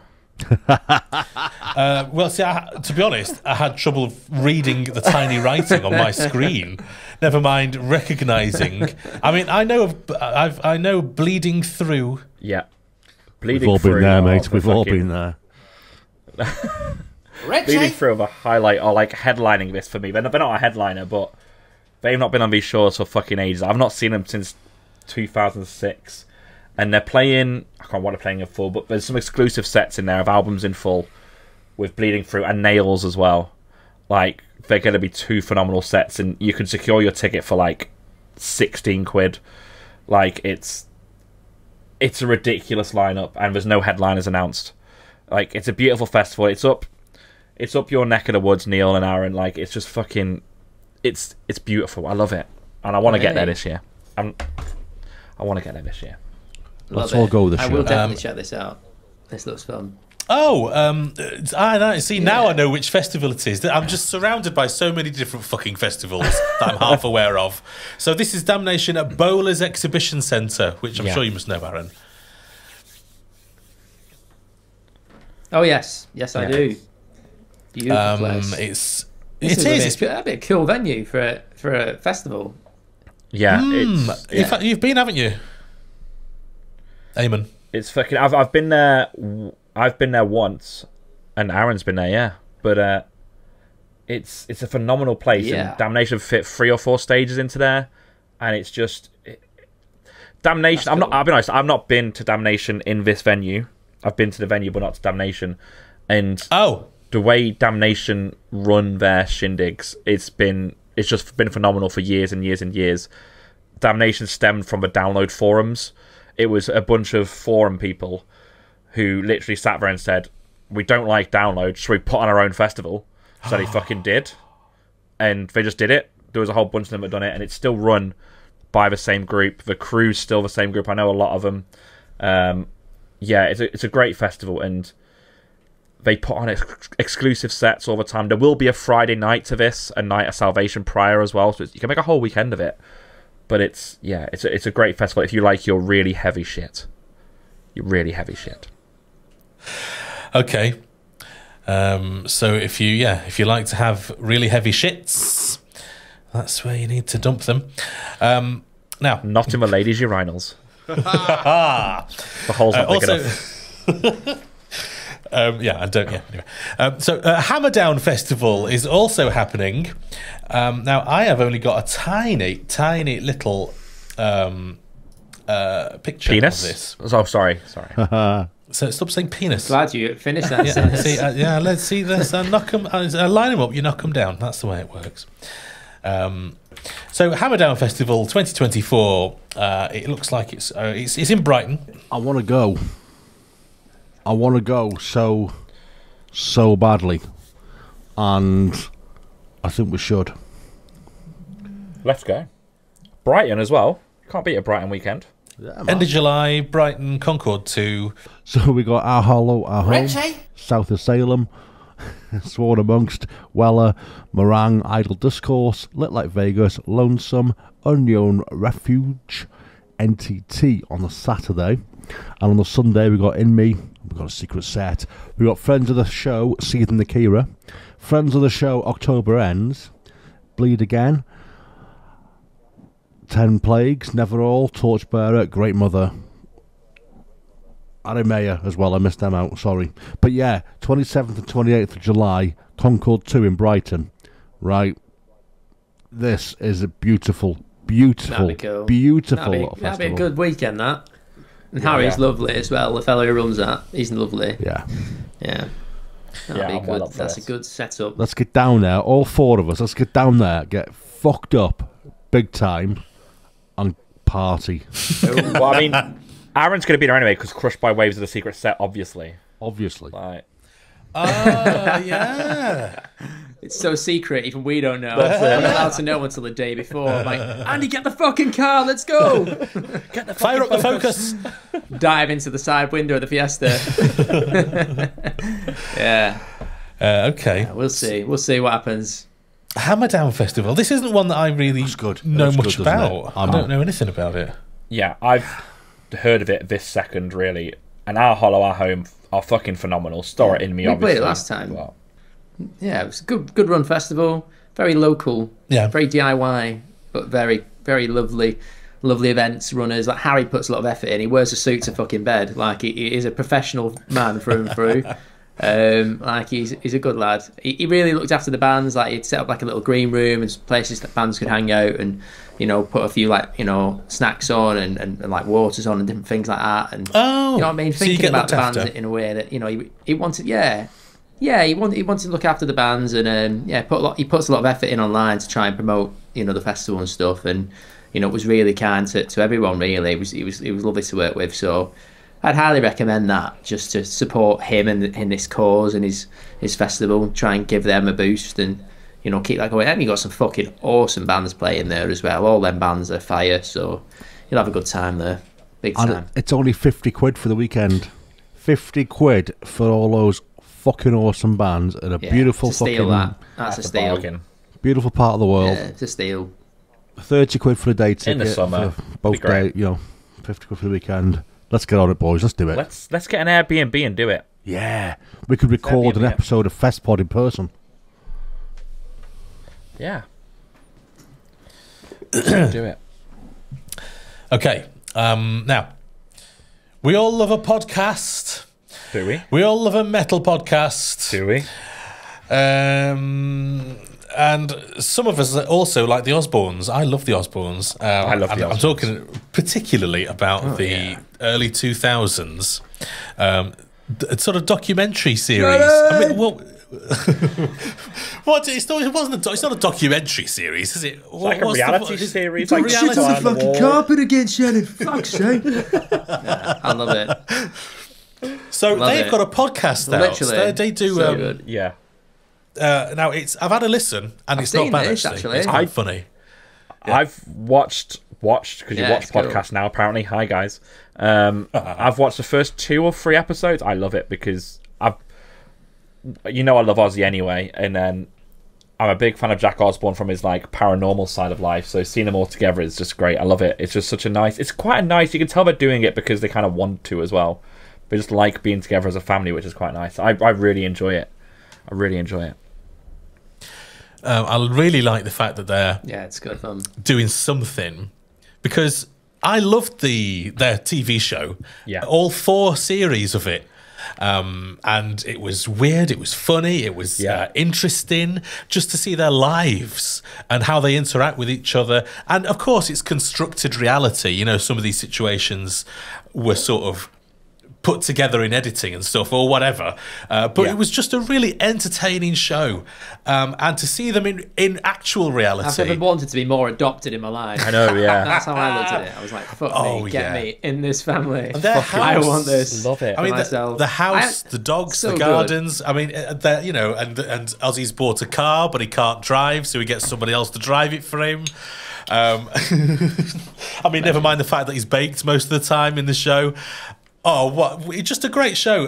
But the podcast, it's got 213,000 subscribers already. So there's obviously demand for this. Like, and they're all doing their own offshoot podcasts, aren't they? As well, like they're all doing their own different ones. But what's really interesting from like a metal side of things is it's almost a little bit sad in a way as well, because I think Jack asks Ozzy about his career in music, and he talks a lot about it. and what he wants to do. And he just wants to get up on stage one more time, I think, and do a proper goodbye, as opposed to this being it. He wants to just get up and do it one more time, one big send-off. And obviously his health, unfortunately, has taken a fucking turn. But yeah, that part of it's quite sad. But like I say, it's just nice seeing them as a family again, and a family unit, and having that laugh and taking the piss out of each other, and just being a bit more normal than the shows were back in the day as well. Like, you see a bit more of them. So yeah, I fucking love it. And like I say, Jack with his paranormal stuff, I'm just all involved in that at the minute. So yeah, I'm all over it. It's fucking sad. I had Aussie tickets. I sat on them. I bought them for me and my brother. Yeah. I'd literally sat on these tickets, Judas pre-support, and I was like, this is gonna be fucking amazing. This is gonna tickle my balls all night, baby. Let's go. And then shit, it didn't happen. You know, and I was got it in it. You know, it's sort of so frustrating, because you really, really want it, but you understand that it's just by the sheer limitations of the human body, it just is not possible. So I've come to accept it. You know, it is what it is. It's sad as fuck, but yeah, it's tragic, really. Proper tragic. I would love to see him go out in a fucking ball of fire. Do you know what I mean? Like, a blaze of glory. That's what he deserves as a legend that he is, and everything he's done for music throughout his life, and everything that he's done for this industry. He could just go out in a fucking, like the Phoenix. Yeah. He'd love that. You know what I mean? 100%. He'd be all over that. And it's sad he can't really, you know, he can't have that sort of big crescendo to his massive career. So it's quite sad for him, really, in many ways. But I love the podcast. Anything involving him, I'm just all for it. When he put the fucking VR glasses on in the PlayStation advert, I'm like, this is fucking awesome. Look at that fucking dragon over there. You know what I mean? It's like, it's so good. Like, he just cracks me up, man. He's such again, I want to be adopted so bad. Yeah. Oh, get me in the Osbournes. Now, Smashing Pumpkins. Are you a fan of those? Yeah. Medium. Yeah. See, I walked. We're on a download. I don't even know when it was. It was a couple of years ago, probably. And do you know what? Yeah, I wasn't that download really set impressed. Was shite. It was awful, wasn't it? I didn't really like crap. But that's what they do. The reason why that's what Billy does. He doesn't play anything to please the fans. Yeah.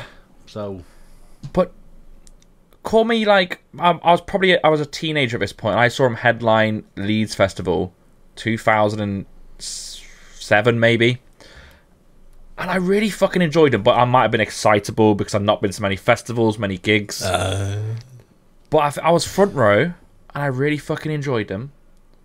And I was so excited to see him at Download that I can't remember when it was now, but they were boring. But we've got Smashing Pumpkins and Weezer charging 90 quid a ticket. Cheapest, yeah. Yeah. Yeah. So Smashing Pumpkins and Weezer announced an arena tour. Now they're going to Birmingham Utilita Arena. Shite Arena. You don't like that place, do you? I'll come on to that later. But yeah, I hate it. The O2. I mean, that's a huge venue. The O2. Glasgow's OVO Hydro. Manchester's Co-op Live. They're going to be one of the first acts in that venue because it's new one into that. I'm excited for that. We should make an effort to go. I am. We should make an effort to go. New. We should. Shiny. I think Take That are opening it. Let's go. Yeah. And Cardiff Castle as well. I'd go for Weezer. Interested in Weezer. Weezer. So I saw him on the Hella Mega Tour last year, and they sounded fucking phenomenal. Like, one of the best sounding bands I've ever seen live, but they were really fucking boring. Like, really boring. No. Like not in a bad way, I suppose. Like, if you really love Weezer, you're probably going to really enjoy it because it's what they are. But I was expecting something a bit more interesting, and they were just a bit dull. But look at all this fucking capacity. They've not sold half of these tickets. Like, in fact, you can still pick these blocks months after they've gone on sale. Like, yeah. Each to their own. Let people fill their boots. Oh, if yeah. you want to go and watch Weezer, you fucking Oh, yeah, fill yeah. your boots. They weren't bad. Get out there. Go on live your life. Yeah. Live your best life. they weren't bad. I just found them Yeah. very boring. Some people love that The shit. price But point is also, totally I wrong, must isn't add, it was pissing down in Each to rain. their own. Okay, and our last piece of festival news is about Bloodstock. And it's about merch. Actually, they have some new bits that you might not have seen, including a super cozy Sherpa hoodie. Now, we all love a hoodie. Ooh, they're all in, you know, the Sherpas. These Sherpas, we was talking about even doing Sherpas because it's just like the new thing to do. Yeah. Sherpas are in. I'd get one. Yeah, me too. I'd buy one off you. Come on. Get it sorted, That looks Prime. very cozy. Cozy's the right word. Now, dates new to old. Let's have a look at some of the new stuff. So yeah, I couldn't, okay, so you've got some... I couldn't find them before. When I read through the script earlier, I couldn't find them. I think they're sold out. I think they're gone. Yeah, maybe it was a Christmas thing. So we need a Crushed by Waves one. Bloodstock merch in general is beautiful. I mean, look at these patches. I mean, I know some of them are old, but you know they're still beautiful. Their artwork in general is just—it's so nice, isn't it? They take an effort. I wonder who does it all. And also, just to come back, that T-shirt that guy gave it was 2009, judging by that logo. just saying, it wasn't 2007; it was 2009. But yeah, Bloodstock merch is brilliant. I want the classic Stan zip hood is what I want. That's my next target. The 50 quid beauty. Yeah, we've got some similar merch to this, to be honest. We don't have zip hoods, though. No, I would quite like to get us to have some. Yeah, the umbrella, though. Yeah. Oh, look at that. That's practical and beautiful. Yeah. That's so practical and so beautiful all at the same time. Like, I would fucking genuinely purchase that umbrella. If I was there, I'd buy that right now. That is pure sex. It's a fucking really practical is. and beautiful purchase. Keeps the locks the locks dry whilst looking fly. I should advertise for these. Yeah. I love that. Isn't that gorgeous? That is the next because you're worth it. Like, amazing. You know what I mean? Yeah. That is nice. There's two festivals that Keep do your merch locks dry fucking and fantastically, and it's Bloodstock and Damnation do merch perfectly because they think about the fucking festival goer as opposed to the cost it takes to make. They do sewn in logos, all that kind of stuff. It's all quality stuff every time. It's all quality stuff. See, that's nice. Ooh. Big fan of that. So that's nice. That's nice, isn't it? Look at that beautiful hoodie. Yeah, I love good merch. See what? Let's describe what your ideal design is on a piece of merch like this. I mean, with this, for example, which we all love, it's got a guitar, an electric guitar going through the skeletal body, a rib cage. It's going through the rib cage of a person, and you've got the skull at the top with its gob open, going ah. And I don't know, you know, there's some sort of, I don't know what this is. I guess this is sort of like bones, is it? With some stuff around it. I don't know what to describe that as. Just gen bones. I was a skeleton who posed for this artwork, by the way. Were you? No. Are you going to do the pose for us now? Do the pose for us. Show us your flying V. I could do the mouth bit. So it's like going back to you. My ideal like merch for anything is sewn in logos on the front of anything. Yeah. Like print whatever you want on the back, and that might wash out, and I'm fine with that. But if you've got a sewn in logo, that's not washing out, and I'll wear that. Like my Damnation hoodie, which is somewhere in here, sewn in Damnation logo, the printed line up on the back. I'll wear that every day. But I don't wear Festpod sewn in logo hat. Like, I don't wear half my merch because I'm scared of it washing off. Patch. And especially, and especially bands of the lower leagues, like Crushed by Waves beanie, sewn in logo. Hey, we sewed that shit. There it is.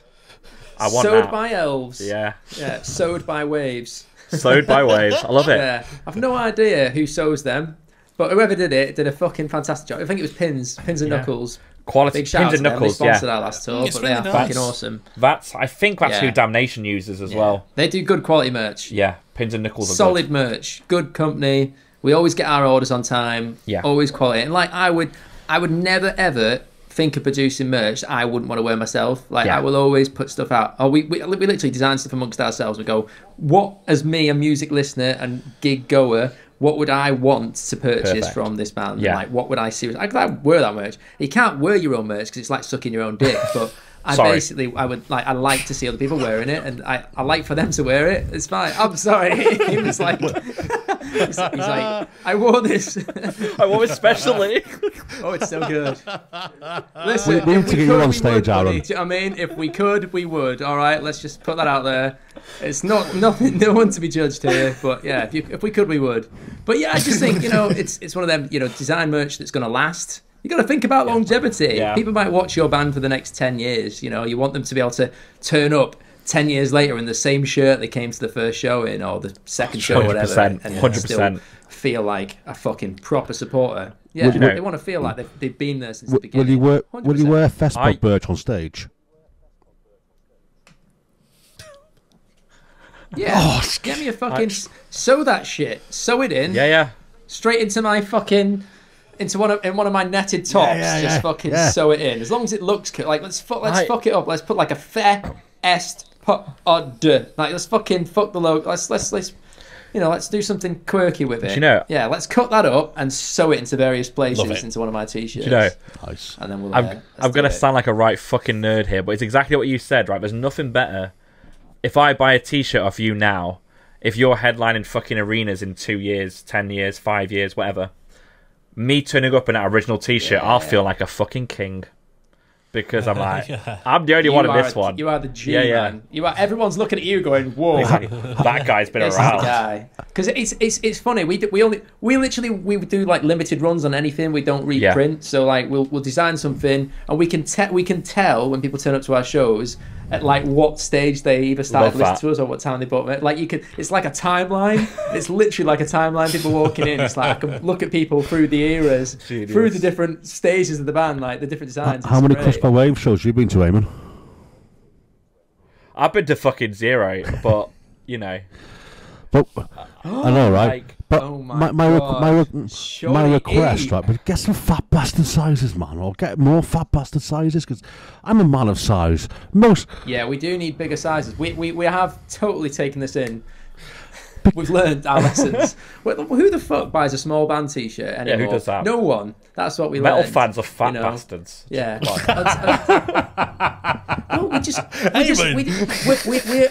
we're a stocky stock. Do you know what I mean? It's like, where's the extra man size? Do you know what I mean? Let's go, baby. All man. So we just need to get proper sizes, give people options, but. Yeah, we've got something coming up later in the year. I've got a few things I want to talk about, but we will make sure we are prepared for war this time. We're prepared for war. Yes, this time, baby. I'm excited. Well stocked. Yeah. Save me one, baby. Yeah. And since we're talking about merch, I'm going to display, which I don't normally do. The penis. Display my Sleep Token merch, which I'm currently working. Wait, no, do you like Sleep Token? Do it. Who would have thought? It nestles nicely above your boobs. Across the bosom there, yes. Oh, the back is nice, though. The back is nice. Yeah, love the back. I love it in the cool, back. Man. Yeah, man. That's good. And this is why Sleep Token are raking it in. Love it in the back. Like, Listen. Beautiful merch. Yeah, we've done well. So this is. I mean, just spend a bit of time on your merch, guys. Yeah. Design it well, and you'll sell shitloads if you are Sleep Token. 100%. Anyway, so next we're going to have a gig review. Right, so Eamon, you went to our second city, which always makes me laugh. They claim that they're so hang on to this title of second city, when I would actually give it that to Manchester. I think Manchester's. I think I would now. Yeah. Birmingham's not that place anymore. But yeah, I went to Birmingham, and I want to Bring Me the Horizon, Bad Omens, Cassyette, and Static Dress. And what a gig! What a gig! Firstly, who the fuck puts 4 bands on the bill nowadays? That is how a gig should be. That's how it should be. Yeah, it's really cool. Yeah, fucking the Utility Arena in Birmingham. I've said my thoughts on this before. It's shite. When it's at full capacity, there's no room to walk anywhere. It's bullshit. But going to the gig itself, because that's the important bit. Static Dress, great opener. I know the drummer, he's a Stokey lad. He's fucking great. And they were a great opener. Going into Cassyette, who's obviously on the rise. Cassyette goes between being... She's supporting Bryan Adams in this summer. Oh, wow, She supported God. My Chem last summer. Do you know what I mean? Like, she's going all over the shop. She's very fucking different to anything, but I love her. She was great. But what I really want to talk about, probably more than Bring Me, actually, is fucking Bad Omens. Bad Omens, they've really kind of passed me by. And I've known they've been a thing. And then they appeared on my download lineup this year as a logo band, and I was like, what the fuck are they doing up that high? But I've never seen an arena so full for a support band in my life. They brought a show. They've got the songs. They've got the adrenaline, the excitement. They were one of the best bands I've seen in an arena by far. Like, the atmosphere in there, like, was outstanding. I know, Arran, you went to Manchester, didn't you? I don't know if you agree, but they yes, I pulled it fucking off. did, boy. Yeah, Absolutely killed it. fucking Fuck me. I mean, I was their fan all year long, fucking smashing their new album because it's just been like the soundtrack of my year, and Yeah. I was not disappointed. I was proper ready to see that live. Like, I was like, this is going to sound so fucking good, and they delivered as well properly. Yeah. Just like, they brought the thunder. Like, the show, I like the visuals, you know, and just flawless performance from them. And what a fucking, you know, what a support act for Bring Me. Do you know what I mean? They called themselves Bring Me Light. Yeah. Do you know what I mean? Like a Budweiser Light type thing. And I think they are well worthy of that support slot. They've brought it. They've not passed me by in any stretch. I've just been waiting for their rise to power. Do you know what I mean? And they're doing it in the coolest way possible. It's not just like, it's not a fluke. The music's genuinely fucking awesome. The imagery, the style of the band is really fucking cool. Just love that whole atmosphere that they brought. You know, it was really, really good. I enjoyed it. Big time. A million fucking percent. Like, I'm gutted they've passed me by a little bit because they were just outstanding. And like I say, the arenas were fucking full for them. It's been the same reviews for the entire tour. And perfect support. I think they'll be headlining those arenas, if not next year, year after. Easily by far. Yeah. But, you know, then we get into Bring Me. And everyone heard my review from Bring Me at Download. And, you know, it wasn't too dissimilar from the, you know, the stage setup, the video kind of packages they had. But they've just got something now. Like, my journey at Bring Me has been fucking mental. It's been from, I loved them during Suicide season and way back in the day. Then they went a bit shit for me. Like, I saw them live and I thought they were shite. Never gave them the time of day. Then they've come back into this new era of, like, arena Bring Me, and they're just a whole different beast. They've got the show. Ollie's got the stage presence. The band's got the fucking riffs and everything to go with it, and they're going to be headlining festivals for the next 20 years. They're going to step into that slot, and it's going to be comfortable for them. What they do next, I don't know. Do they do a big outdoor show? I don't know, but there's got to be something next, and yeah, they're the future of festival headliners for the next 15, 20 years, I think. Phenomenal show. Phenomenal. It was so good to see the fucking big dogs do the thing. Do you know what I mean? It's like, you need to know what the apex predator is. You need to know what the fucking top of the food chain looks like. And Ollie walks out and goes, get the fuck up. Fucking, the whole room just explodes. That's what top shows are. Do you know what I mean? That's what it looks like when you're doing it at 110%. Like, as like a band, as an artist myself, as someone who's writing, watching that's like total inspiration to see what, you know, is possible with the right amount of work, the right amount of, there's the effort that goes in there, you know what I mean, to just like the light, and even having like the words coming up on the screen, I thought was a fucking awesome touch. Do you know what I mean? Because there's bands like there's people in that arena who don't know every word to every song, but every song is a fucking anthem anyway. Do you know what I mean? Every single track, everyone knew, everything was a banger. It's just back to back fucking fire. The only thing for me is, and it might be controversial, I missed seeing Jordan Fish at the back of that band. Yeah. Do you know what I mean? That was a like seeing, because I saw Jordan Fish in the behind the main sort of stage thing and download, and I was like, it was a proper like fucking starstruck moment. I was like, what the fuck is happening right now?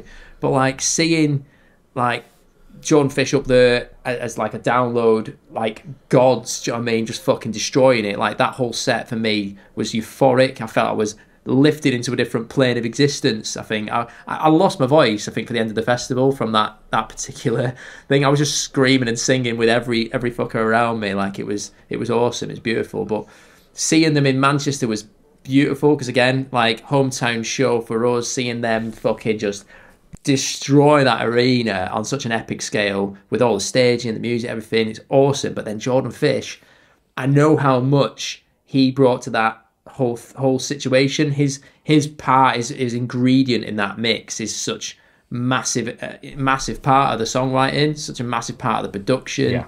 And Ollie's like possibly for me one of the best lyricists I've ever known, hands down. One of my favorite lyricists. The way he can twist and turn things is so fucking clever. Like he's completely underrated in that regard, I think. But Jordan Fish's production and songwriting knowledge is you know, it really did. Sempiternal's possibly one of my favorite albums of all time for that reason.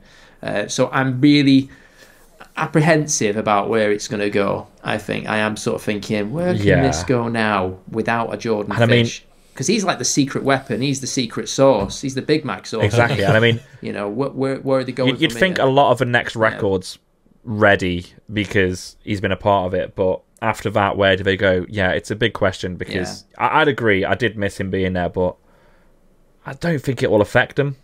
I think it'll be all right, but we'll see.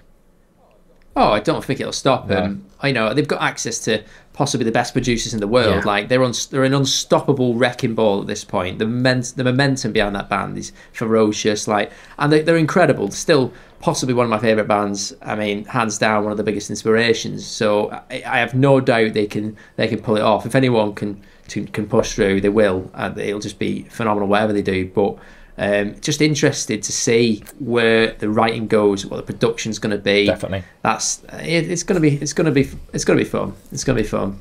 No, I agree. It was a great night indeed. Do you know what, I want to hear about Neil's Wembley experience with Sleep Token, because that was a gig. Yeah, so I saw Sleep Token at Wembley, and I've been looking forward to this gig for months and months. It was on end of December, I think, 9th, 10th, can't remember. It was on in December, and it was a magical experience, like you would expect it to be honest, because it's a Sleep Token gig and they're a little bit magical. So it was a sold out gig, but I managed somehow to have the seats next to me empty, which I'm not complaining about. Beautiful. Yeah, I know. So the support act was a band called Health, which they're a band from LA. All right. Imagine, they're not the main act. I've never heard of them. No, I haven't. I haven't.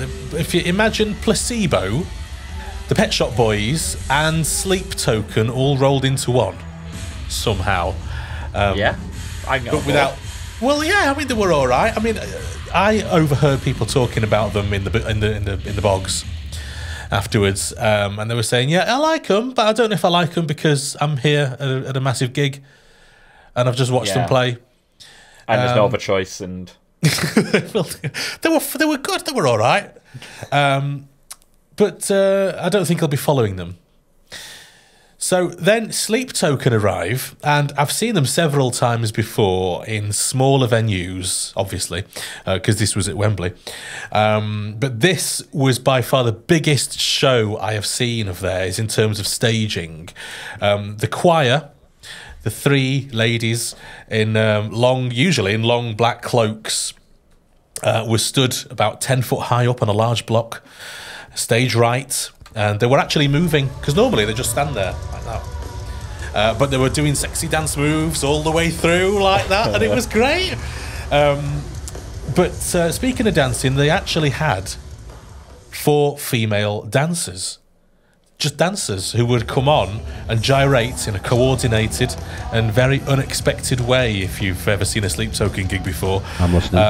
But as for the band, 2, 3, and 4 have all had new masks made. Not just masks, but sort of costumes as well. Some nice sort of leather jackets with lots of designs on. It's just amazing, really nice stuff. Before they were just all in black fabric, but these are the properly constructed masks, Slipknot style, or as someone said, sleep knot, which I thought was quite clever. But 2 on his drums was up high. Stage left at a similar height to the choir. But as well as new masks, the band seemed to have got new costumes and a complete different look. So it seems to be pointing towards a heavier sort of style, perhaps in the coming up. That's what we see as Sleep Token fans. We're sort of guessing at. Yeah, I'm down with that. Absolutely. 3 was in attendance, the bassist, doing all his high kicks. And he was missing the last few gigs in Germany for personal reasons. We don't want to know what was going on particularly, but he missed them. But was there for Wembley, which was great. But, because no matter what's going on, if you've got a Wembley gig booked, you're turning up, aren't you? You're forgetting your troubles. The birth of your first child pales in comparison to a sold-out Wembley show. I'm sorry, but so. I'm like I would be there. Yeah. I would FaceTime. Or I would have my phone clipped to the mic stand with the FaceTime, and I'd make it work. Trust me. Yes, you'd do it, wouldn't you? It would have to be the case. 100%. Yeah. But 3 had got red hair. Red long hair. He's got long. I always thought he had long hair, but you could never see it. You could just see his sort of bun in his sort of lycra, and I was like, "Oh, he's got long hair because he's all tied up in a bun." But he's got it exposed now, and it's all dyed red with a lot of fresh-looking body art and red body paint. They just looked fantastic. So they want, but I think if you were going to do a Wembley gig, you would put the effort in, wouldn't you? You'd make sure that everything was absolutely on point, and I really think they did.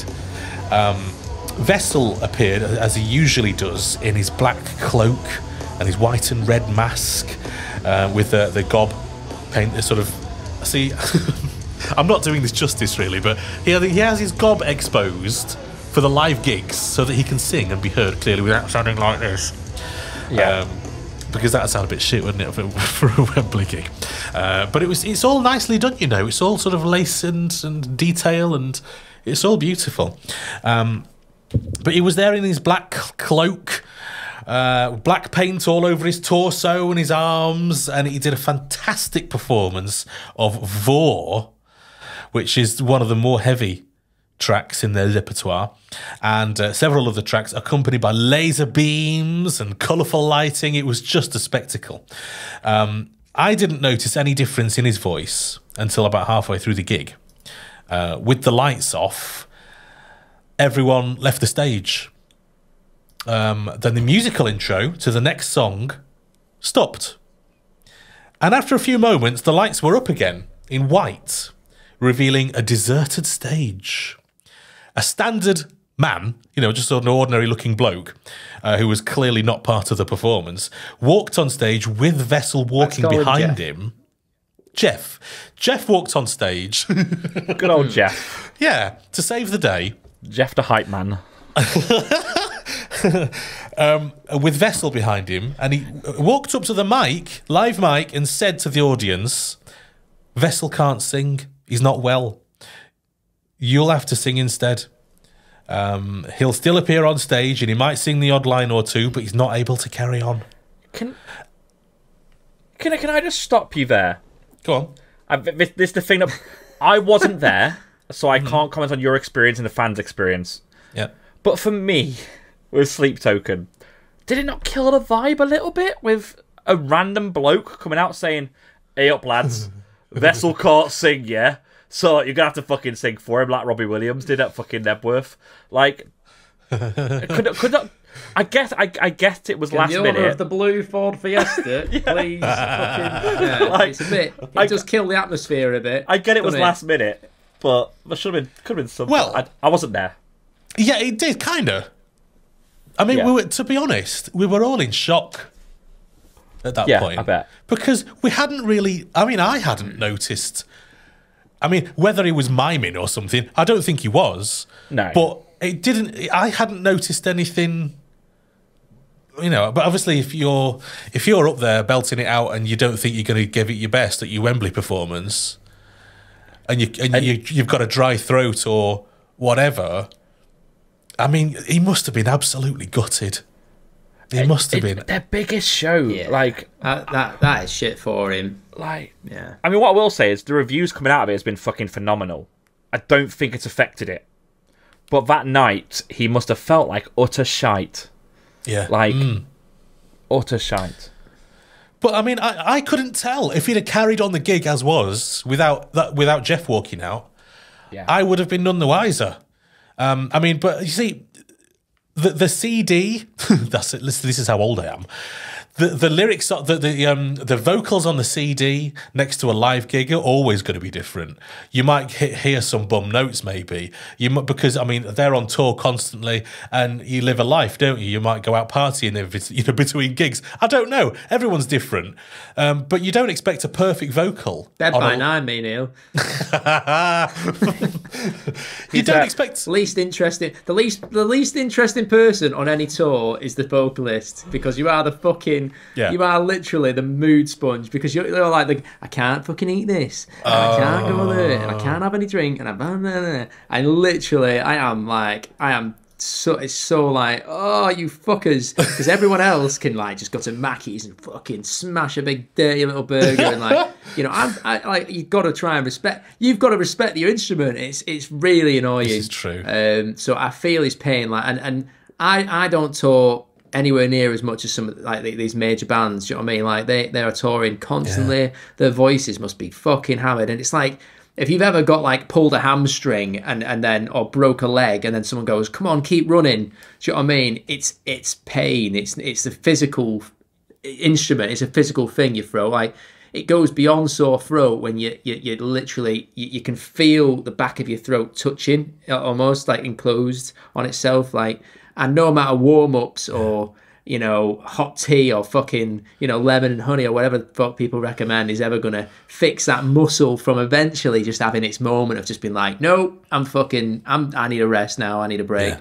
So I feel for him big time, and like, what a moment to have that, and you're fucking, like, again, the pinnacle of your existence as a musician is to play like Wembley, if you're a British rock band, do you know what I mean? So that moment in time that he's probably been dreaming about since fucking time immemorial, since he was a kid, yeah, you know, is stumbled on by that. But it, like Eamon said, it didn't stop it. The fan base knew, they've understood that. You've obviously got on board with it. Apart from Jeff, the poor bastard, had to get dragged out there. Fucking poor Jeff. It's sort of, you know, it's still pulled through. It still sounds like an amazing show. I would have loved to have seen that. And if someone had forewarned me and said, do you know what I mean, Vessel's going to struggle to sing this show, I'd have still fucking, if I could have got a ticket because they sold out that fast, I still would have gone with that knowledge, just because, you know, they're awesome. Yeah. Yeah. Well, what happened was the next song he was dancing around and doing his sort of movements on stage, and the audience absolutely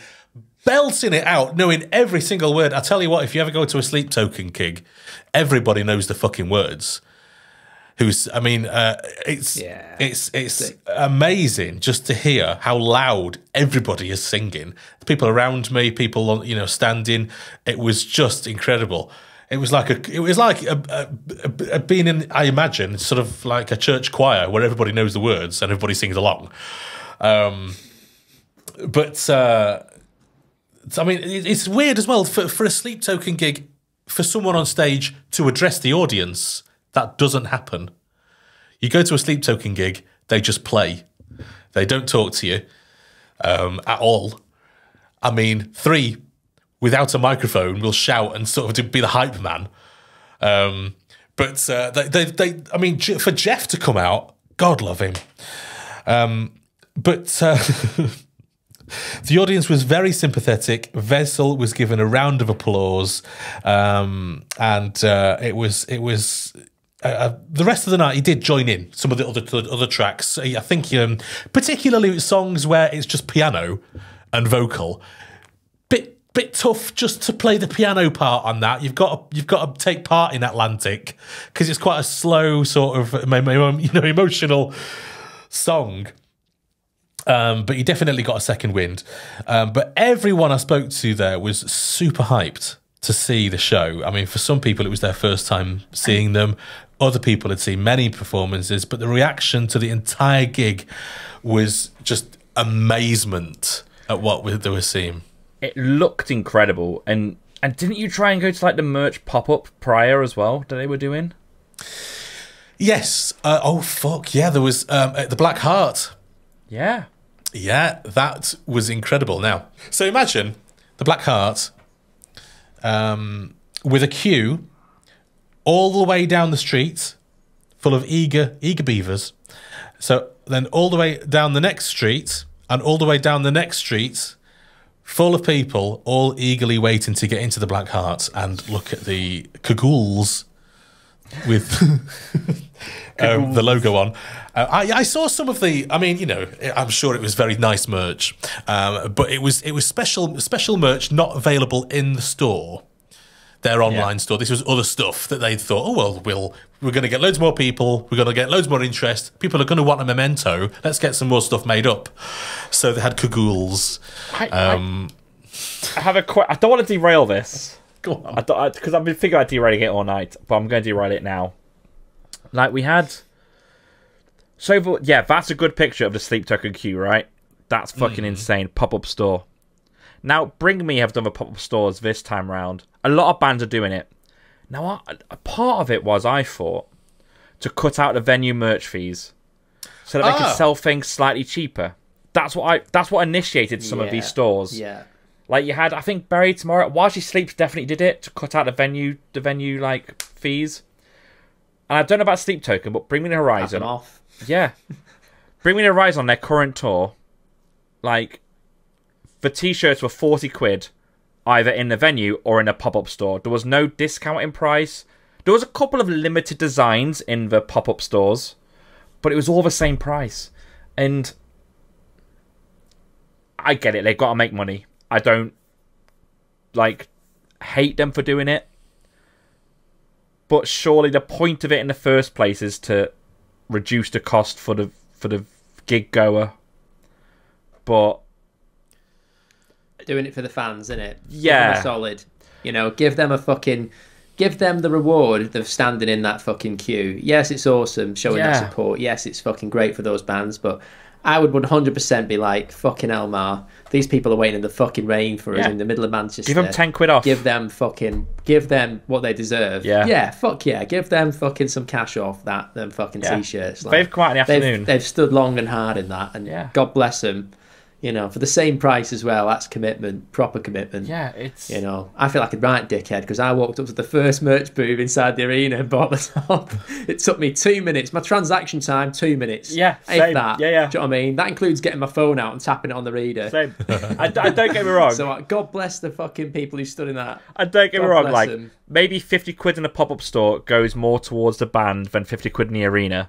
But at least translate that to the fans, you know what I mean? It's a bit mad, but yeah, that's a whole other debate. I'm just derailing you here slightly, Neil. No, that's fine. But either way, I mean, the message I'm trying to get across to you is go and watch them. If you ever get a chance, go and watch them. Definitely. Is the next step for Sleep Token a full arena tour? Oh, an arena tour? Well, who knows? I mean, the next step is actually a massive North American tour. So I don't know what's bigger, but they're constantly on tour. So next we are going to have a look at what's coming up in the gig guide. So what gigs or festivals are coming up in the next month or two? Let's take a look. Rich, first of all, let's have a listen to what you've got to say. So first up for me is going to be Cattle Decapitation. They're going out on tour with Signs of the Swarm, 2000 Stab Wounds and Vomit Forth. They are playing 12 UK and Ireland shows, and they're going to be promoting their new album, Terrasite, They're starting at Chalk in Brighton on the 4th of March and finishing in the legendary The Fleece in Bristol on the 17th of March. 20 to 30 quid a ticket, depending on the venue, and those tickets are going very well indeed. Next up for me is going to be Napalm Death, who are out on tour again with Pick Destroyer, Primitive Man and Wormrot. The grindcore veterans are going to be playing 5 UK shows in their 30th year of the Campaign for Musical Destruction tour. They started out in Sheffield on the 5th of March and finishing in the lovely city of Liverpool on the 9th of March. Just over 30 quid plus booking fees per ticket. Also selling very, very well. Gotta love a Napalm Death show. Bringing it back around to something I mentioned earlier, the Shikari tour. Shikari with Fever 333, who are doing an arena tour. We've got Leeds, starting on February 9th, we've got Leeds Arena, Nottingham, Edinburgh, Manchester twice, Cardiff and London Wembley Arena. Then we go across to Northern Ireland. There it's going to be phenomenal. £33.50 per ticket starting. £1 at least goes to the Music Venue Trust to support new venues. And Nottingham has less than 200 tickets left. So they are going to fully sell out Nottingham Arena. And I believe Wembley Arena is very close behind. So Shikari are about to sell out an arena tour, ladies and gentlemen. So get on that. It's going to be fucking phenomenal. Okay, I've got one. It's a small gig. It's a small local gig in Manchester. You've got InAir, Fates Hollow, Foxhaunt and Circadian at Retro Bar in Manchester, the 22nd of February. Just a little small gig. £8 plus booking fee or £10 on the door. And Arran. Later in the year, I'm going to go and watch 30 Seconds to Mars. They don't often come to the UK. Jared's a big fucking icon for me, so you know they're only doing I think like 3 arena shows, but yeah, definitely worth getting on that if you're a 30 Seconds fan like me. It'd be stupid of me not to mention the fact that we've got some shows coming up with Cabin Boy Jump Ship and October Ends. We're playing the southern dates in Feb. I think starting on the 22nd. I think we're going to go down to London. I think Nottingham, we've got quite a few dates on there, so they will only be lovely little cheap tickets, but you will get a lot for your money in terms of show. I think even just the 2 headliners, like October Ends and Cabin Boy, are going to be cool.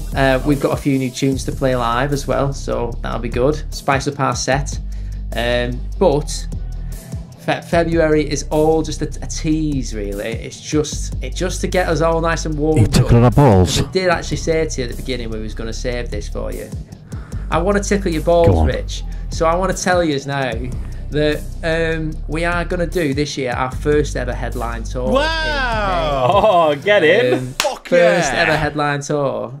Yeah, so we're actually going to do it. You know what I mean? It's been a while coming. We never even thought this was going to happen for us boys, but it's going to be an experience. And we're going to pull out all the stops. We'll have all the big boy sizes in our new merch. We'll have lots of different things. And the reason we need to do a headline tour is because we're going to release our first ever fucking album. Get it! Let's go! Yeah, we're going to release our first ever album. Yeah. So this album exclusively, we've not even mentioned it. We've not put the post out or anything. This is just for you boys, Festpod style. So this is news to you're the first boys to hear this. So we're doing an album. It's coming out, and we're actually announcing it on Monday, I think.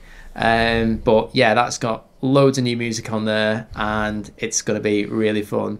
The album's called More to Life, and we got the artwork through the other day, and it looks fucking sick. Nice. So yeah, that's going to make for a really cool poster for the headline tour. It's going to make for cool merch. We've got a new logo design. We've got literally so much new stuff coming now.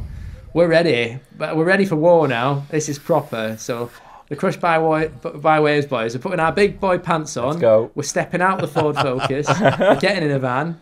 Do you know what I mean? Yeah. And then we're going to do it properly this time. We're going to do everything we can to make it special for everyone. You know what I mean? We appreciate all the support we've had, you know, since we properly sort of started to play shows, and since 2020 when we released this, to be here now headlining our old tour is fucking weird. Wow. But Brilliant. it's gonna be good. I promise you, we'll make it worth the time. We'll make it worth your money. It's not going to be expensive at all. It's going to be, you know, these same little grassroots venues that we used to play in, but we're going to make it completely our own thing, and we'll do it in our own style, in our own way. Like we can dictate everything, the lighting, you know, the merch. We've got a lot more control over it. We're hiring all the venues ourselves, completely DIY. And yeah, we're gonna make it an experience, you know, a proper experience for you. With also all this new music, which you'll get to listen to soon. So I'm excited for you to hear that. It's got some fucking good tracks on there. Like that. I'm fucking like full stonk on at the moment. Without pressure. So I realised I just like splooged that everywhere all over you. I feel like I just blew it all over. But yeah, just you boys, you deserve that. You know what I mean? You tolerated my nonsense for, you know, near enough 2 hours of this. So, you know, you deserved some sort of payoff for having this weirdo on your podcast. Maybe. Do you know what territories you're hitting? That's what's happening. We've all got questions. Like, come on. Yeah. Let's go with territories, because Mars to kill us otherwise. Our angel, she is our queen.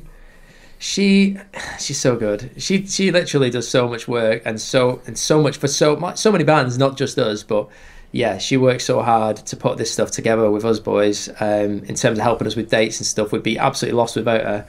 I will tell you now what dates we've got, because she's fucking got us. So we're coming to London. We're coming to Nottingham. We're going to Manchester. Yeah. Exeter. Ooh. Reading. Ooh. Bournemouth, and there's one to be continued. But if I was anywhere near Manchester, I would highly recommend going to that show, only because it's hometown territory, and it's going to be fucking nuts. Nuts. That's your cue, Neil. Absolute and Rich, actually. Fucking destruction. Let's fucking raise that shit to the ground. Yes. You know what I mean? Yeah. I mean, I was wearing some wacky pants last time. Last time I played in Manchester, I was wearing my metallic pants and a see-through top. But I just don't know where I'm going to go from here. But I'm going to plan some fucking weird Naked outfits for this. Let's all do Manchester. You know what I mean? You can't get them in the back of a Ford Focus. yeah. Let's fucking Let's do all it. do Manchester. Let's do So it. it's going to be fun. Those are the dates we're doing. Yeah, come to Manchester, boys. You're all welcome. You're all in, guested. You're in. Just come. I just want to see your beautiful faces. Experience it with us. It's going to be weird. It's going to be magical. It's going to be loud. It's going to be fucking ferocious. There are some songs on this album which are just fucking fierce. So it's fun. We threw this curveball out with the you know track, which sort of we're all suited and booted and fucking pretending to play poker and shit, and nobody knew how to play poker in that video, by the way. Nobody. Wow. Like, we bought a professional poker kit because it was the narrative and stuff, and then we got there, we're all dressed up to the nines, poker's all laid out on the table, goes, right, does anyone know how to play poker? Someone's like, fucking no. So that was a lot of YouTube and a lot of TikTok and a lot of phone a friend, you know what I mean, 50-50 who can play poker. But yeah, it was an interesting video, and I forget to mention the wine was not wine, it was Vimto, straight cordial Vimto, because we brought a bottle of wine to the set to drink, and it was like, yeah, we can fucking drink wine on set, it's gonna be cool, we'll get drunk. And Andy forgot to bring a fucking bottle opener. He forgot to bring a bottle opener, so we just had this full bottle of wine sat there, like, fuck's sake. So we ended up cracking open some Vimto. And in one thing which doesn't even make the video, which makes it so much worse, because Andy just gets up and necks his Vimto before his shot where he sort of gets taken off. Right. And like, it didn't make the video, so he necked cordial for fucking nothing. Absolutely no reason. So look at you God all. bless him. He fell on his sword for his art. It's a great video. I mean, it must have been so much fun to make. Yeah, we had a laugh there. We had a good laugh. Scary, the guy with all the tattoos on his face. He's a character. Like, he's like American, and he's fucking awesome. He's actually scary as well. So he lives up to his authentically name. Scary. And Ollie's brilliant. You know, Ollie's videos, they always come out awesome. Like, he does a good job of capturing the essence of the track and making it, interesting to look at. So yeah, we're excited. We're excited for everything that's coming. We've got so much on the way. It's just too much. It's too much going on. It's too much happening. That's why we're fucking all over the place trying to get everything sorted. But it's going to be worth it. It's going to be cool. Let's have it. Amazing. That's fantastic. I'm so pleased for you, Aaron, and all the guys. It's fantastic news. So we're really looking for. I'm really looking forward to the album. I've been looking forward to the album for ages, and this tour sounds amazing. We have long overdue to give people this album. Like, people have been asking us about this album for a while, so we owe it to you. So we've worked hard on it. We've put our hearts and souls into it. So I hope it is enjoyed and savoured. We won't be far behind. We're already writing. Again, we just can't stop. Wow. But, I hope you enjoy this album. It's gonna be interesting. So yeah, let's do it. Fantastic. So, if there's a gig, a festival, or a piece of music that you'd like to recommend to us, let us know on the socials or in the comments below. Just search for Festpod. Next up, we'll get our Festpod Favourites. This is where we recommend something we've seen that we like. So, first of all, I want to recommend a band who have been very active on TikTok, and they've been in touch with me a lot. They're called Foxhaunt. Down-to-earth guys. They're looking for opportunities to play to people. By all accounts, great bunch of lads. And they've got some good tunes. I've done a little bit of research and listened to some of their tunes. And very listenable. Yeah, good stuff. Yeah. They're gigging. So if you catch them, or if you just want to have a listen to them, just search them up. That's Foxhaunt. Next on our Festpod Favourites, it's Eamon. It is. Hello. Hello. So, this week, month, episode, whatever you want to call it, I'm going old school. And by old school, I mean I'm going to talk about Twickets. Right. And they're old school because they've been around for a little while now. They have. And I'm not going to mention them because I've got 2 shares in them. I do. 2? 2 shares from when they were back in their crowdfunding days. I've got 2 whole shares. Yeah. Now, I'm mentioning it because I think it's dropped off everyone's radar a bit, because there's a lot of scammers on Facebook, a lot of scammers on Twitter, Instagram, trying to sell tickets. But if you need to sell a ticket, or if you want to buy a ticket at face value and you want some kind of protection there from the second-hand market, Twickets.live, that's the best place to go, because if you're buying a ticket and you don't want it to be a scam ticket, you've got protection there that you'll get your money back if it is a scam ticket. But there's measures there prior to ensure it isn't a scam ticket as well. So always go to Twickets for any of your secondary needs. Fuck Viagogo. Ticketmaster resale, that's legit, but fuck them because it's Ticketmaster. Go to Twickets, buy off an individual, make sure it's legit, and just go. You can search for any event, any tour. They're trusted by bands, fans, promoters. They're an official source nowadays. I've supported them for a long time, and you can see it's even theatre shows. Harry Potter and the Cursed Child, Girls Aloud are on there. Football tickets, Queen's Park Rangers and Millwall, that highly contested fucking fixture. Just any tickets you want for anything. Twickets.live, if it's sold out, go there. You can buy after fans. It's really easy. Really easy. And legit. That's interesting. Because you do... It's a problem, isn't it, for getting... tickets for gigs that are sold out, and am I going to get scammed? And you do hear so many stories, but if this is a genuine place, and then that's that problem solved. Twickets won't let you sell for over face value. They ban it. So you could see what you've got here on your screenshot. You've got a couple of accepting offers, so you can sell for face value, but you can also accept offers. So last minute on the day, you could get a 50 quid ticket for 20 quid. And whilst that's not great for the original person, at least they've shifted the ticket to a genuine fan. Do you know what I mean? That's true. Rather than touting it. Like, it's the best place to go for secondary market tickets. Ticketmaster resale is okay, because they also do a similar thing now, but this is the place I think to go for them. So do Wow. Twickets.live. Okay, that's. I like this.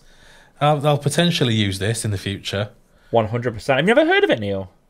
Do you know I've heard of it, but it's just one of them I've never looked at. It's 100% seller's guarantee, buyer's guarantee. It's the best place by far. Best place to I sell like tickets. this Sell because you tickets or don't buy want to tickets. use because I mean there's the I mean we always shit on Ticketmaster. Yeah, a little bit. Yeah, and we enjoy doing that to a certain extent. But yeah, I'd rather use something like this. Definitely. Yeah. And you don't lose anything as a seller unless you sell it for less than face value. And buyers get that guarantee. Don't get me wrong, there's still an element of you could buy a ticket that's fucked and fake. But there's so much stuff that sellers have to go through to sell a ticket. Yeah. The scammers aren't doing it. It's just not happening. But if you do get scammed, you get your money back from Twickets. Oh wow, that's cool. That's their guarantee. So they've got enough checks in place to guarantee you've got a genuine ticket. Maze balls. Yeah, it's a good time. Sorry, I don't know where that came Maze from. balls. Next. Thank you, Eddie. My Festpod favourite this episode, it was going to be Crushed by Waves' new single video, you know. And do you know what? Because of what a fucking top bunch of lad Arran Prime is, and what a top bunch of lad Crushed by Waves are, I'm going to keep this with Festpod favourites, even though we've talked about them. Crushed by Waves, new single video, you know, out now on all the streaming platforms and everything. Give it a watch, give it a download, support these bands, support these local lads, and get the fuck out in May and watch them. Absolutely, yeah. Cool. All right. Well, that is almost it. Can I just jump in? Go on. Arran needs to leave now, so I'd just like to thank you so much, and thank you for the Festpod exclusive. Been a fucking pleasure. Thank you very much for having me, by the way, lads. I think you do an amazing thing, genuinely, for this scene and for, you know, our sort of genre of music. You know, it's a good platform for everyone to get all the stuff that they need, proper information from proper lads, you know, normal gig goers like yourselves who literally live it. Do you know what I mean? You're not just some fuckers, you know, talking, you know, from the top of like some fucking corporate bullshit. You're talking from the pits. You're talking from, you know, the back row seats at Taylor Swift. We're talking proper front row Taylor Swift. Love you know. Front row. I apologise. So yeah, listen, boys. I love what you do. I love who you are. Never change. Be awesome. And I'll see you all soon. Thanks very much. Cheers, Arran. Thanks, Arran. See you soon. Thank you. Lots of love. Bye-bye. All right. See you later, boys. Take it Bye-bye. easy. Cheers. Bye-bye. Great bunch of lad there, Arran Prime. Just time for our hosts to plug themselves. So, as always, let's start with Eamon. What are you plugging? I am plugging my anus. Oh, really? Okay. Really? No, I'll always plug my Twitch streams. Twitch.tv/ShortyETV. I'm getting back on it in 2024. We've got lots of new games to play, including Turnip Boy Robs a Bank. Nice. And that is exactly how it sounds. Turnip Boy Robs a Bank. We're going to be getting on that. But come across for a little bit of a chat, a little bit of a chill, all that kind of stuff. What are you on today? I'd like to say I've got a schedule. I tend to do Mondays, Wednesdays, Thursdays if I can, but just Twitch me and I'll put a schedule on my twitch.tv page. It does change weekly, so I try and do it 3 or 4 times a week. I'm just a bit sporadic, you know. Because I don't know why I asked if it was today, because obviously it wasn't today. But I saw one of your Instagram posts, and you said, I'm going to be on Twitch. And I thought to myself, oh, I must tune in. And then, for whatever reason, I must have forgot. I forgot as well. Did you? I forgot to tune in as well. I must have missed that episode. But yeah, no, like, Shorty Eat everywhere, Instagram, Twitter, TikTok, etc. I'll post when I'm going live, all that kind of stuff. So just go over there and do your thing, really. Cool. Thank you. As always, just a plug to the Richard Holmes photography. Not done a lot recently due to circumstances in real life, but you know, it's beautiful at the moment. I love winter. Winter's my favourite time. Winter is coming. I'm gonna get out there and I tell you what, it's fucking freezing. I mean, have you had snow in Wales yet? It's been cold. Yeah, we've had a little bit, but not nothing to write home about. Nothing to make it pretty. Probably enough over in the nice parts of Wales to make it pretty. Over at the northwest. You're quite near some nice parts of Wales. I am. I'm joking. I've been there. Yeah, no, it's there's lots of pretty places around here. We've had a nice dusting of snow, but I've been in work, so I haven't been able to get out. So hopefully, long may it continue. I love the frost. I love the snow. I'll get out there and get some nice mountainscapes and shit like that. And you can find me on all your. You've had quite a runny bottom as well, haven't you, lately? I mean, yeah. I mean, which also helps. It doesn't help you getting out there, getting some shots, does it? Really? Not really, no. But thank you for that, Neil. What shots are you going to get from the bathroom? I'm obviously talking to cure my runny bottom. Let's open the window. they'll be quite blurred with all that running. I can't run, mate. Fuck me. No, I mean, it'd be nice. You know, who knows? Maybe I'll go out tomorrow or Sunday and get something over Snowdonia way. Who knows? Or maybe I'll end up somewhere in England and somewhere pretty in England, which apparently does exist. Yeah, it does. Yeah. But the only way that you'll get to find out whether he has been out with his drone and taking nice pictures is to follow him on his page, which is Richard Holmes Photography. That's right. I mean, I That's right, isn't I it? must have said that about twice already during this, but yeah. Richard Holmes Photography on the socials. That's right. No, this is called Wrapping Up. Okay, yeah, do it. Richard Holmes Photography on the socials. Neil, what have you got? What have I got? I have just ordinary social media. So if you fancy following me, it's Neil with 2 L's Wilkinson, Neil Wilkinson, on the social media. Is that the same on Grindr as well? Everywhere, really. No, I don't use that. It's full of dirty men.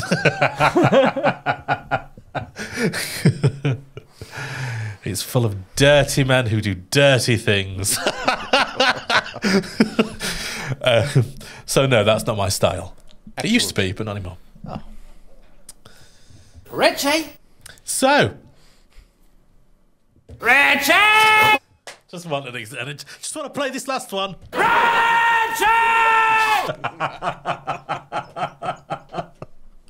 I love it so much.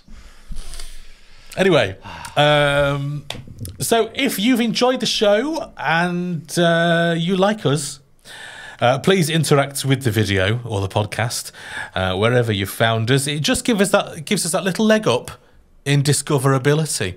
It means that other people will find us. We are on the socials and on YouTube. Just search for Festpod. And if you'd like to support us, there are 3 ways you can do it. 3, yes, count them. 1, you can get yourself a bit of sexy merch from our Etsy store. We have loads of stuff to choose from. We've got mugs, we've got t-shirts, we've got hoodies. Just go to festpod.co.uk and click on merch to find the whole range, and it's all good quality stuff. They make good wine glasses. That's what I can say. Yes, they're nice. 2, you can buy us a coffee through the link at festpod.co.uk. It's a thing called KO-FI. But they say buy us a coffee. So if you want to give us a little tip, just to help us out, I'll give you a little tip. then you can. Richie! I mean, you have no choice.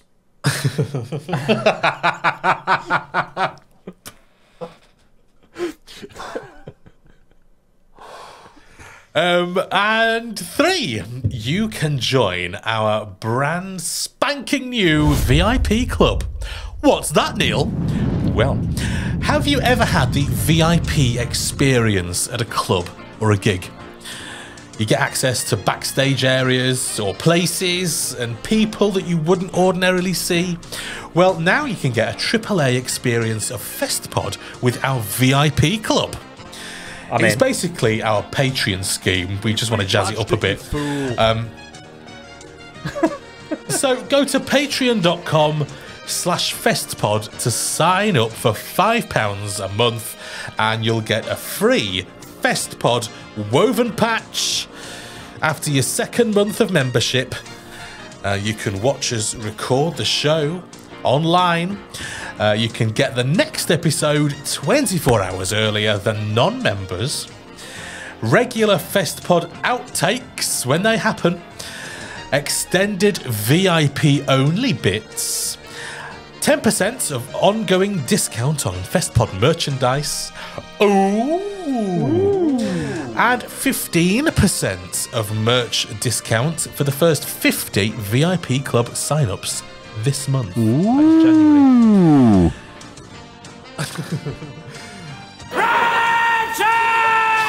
So that's it. Thanks for listening to us, and we will catch you next time. See you later. Bye.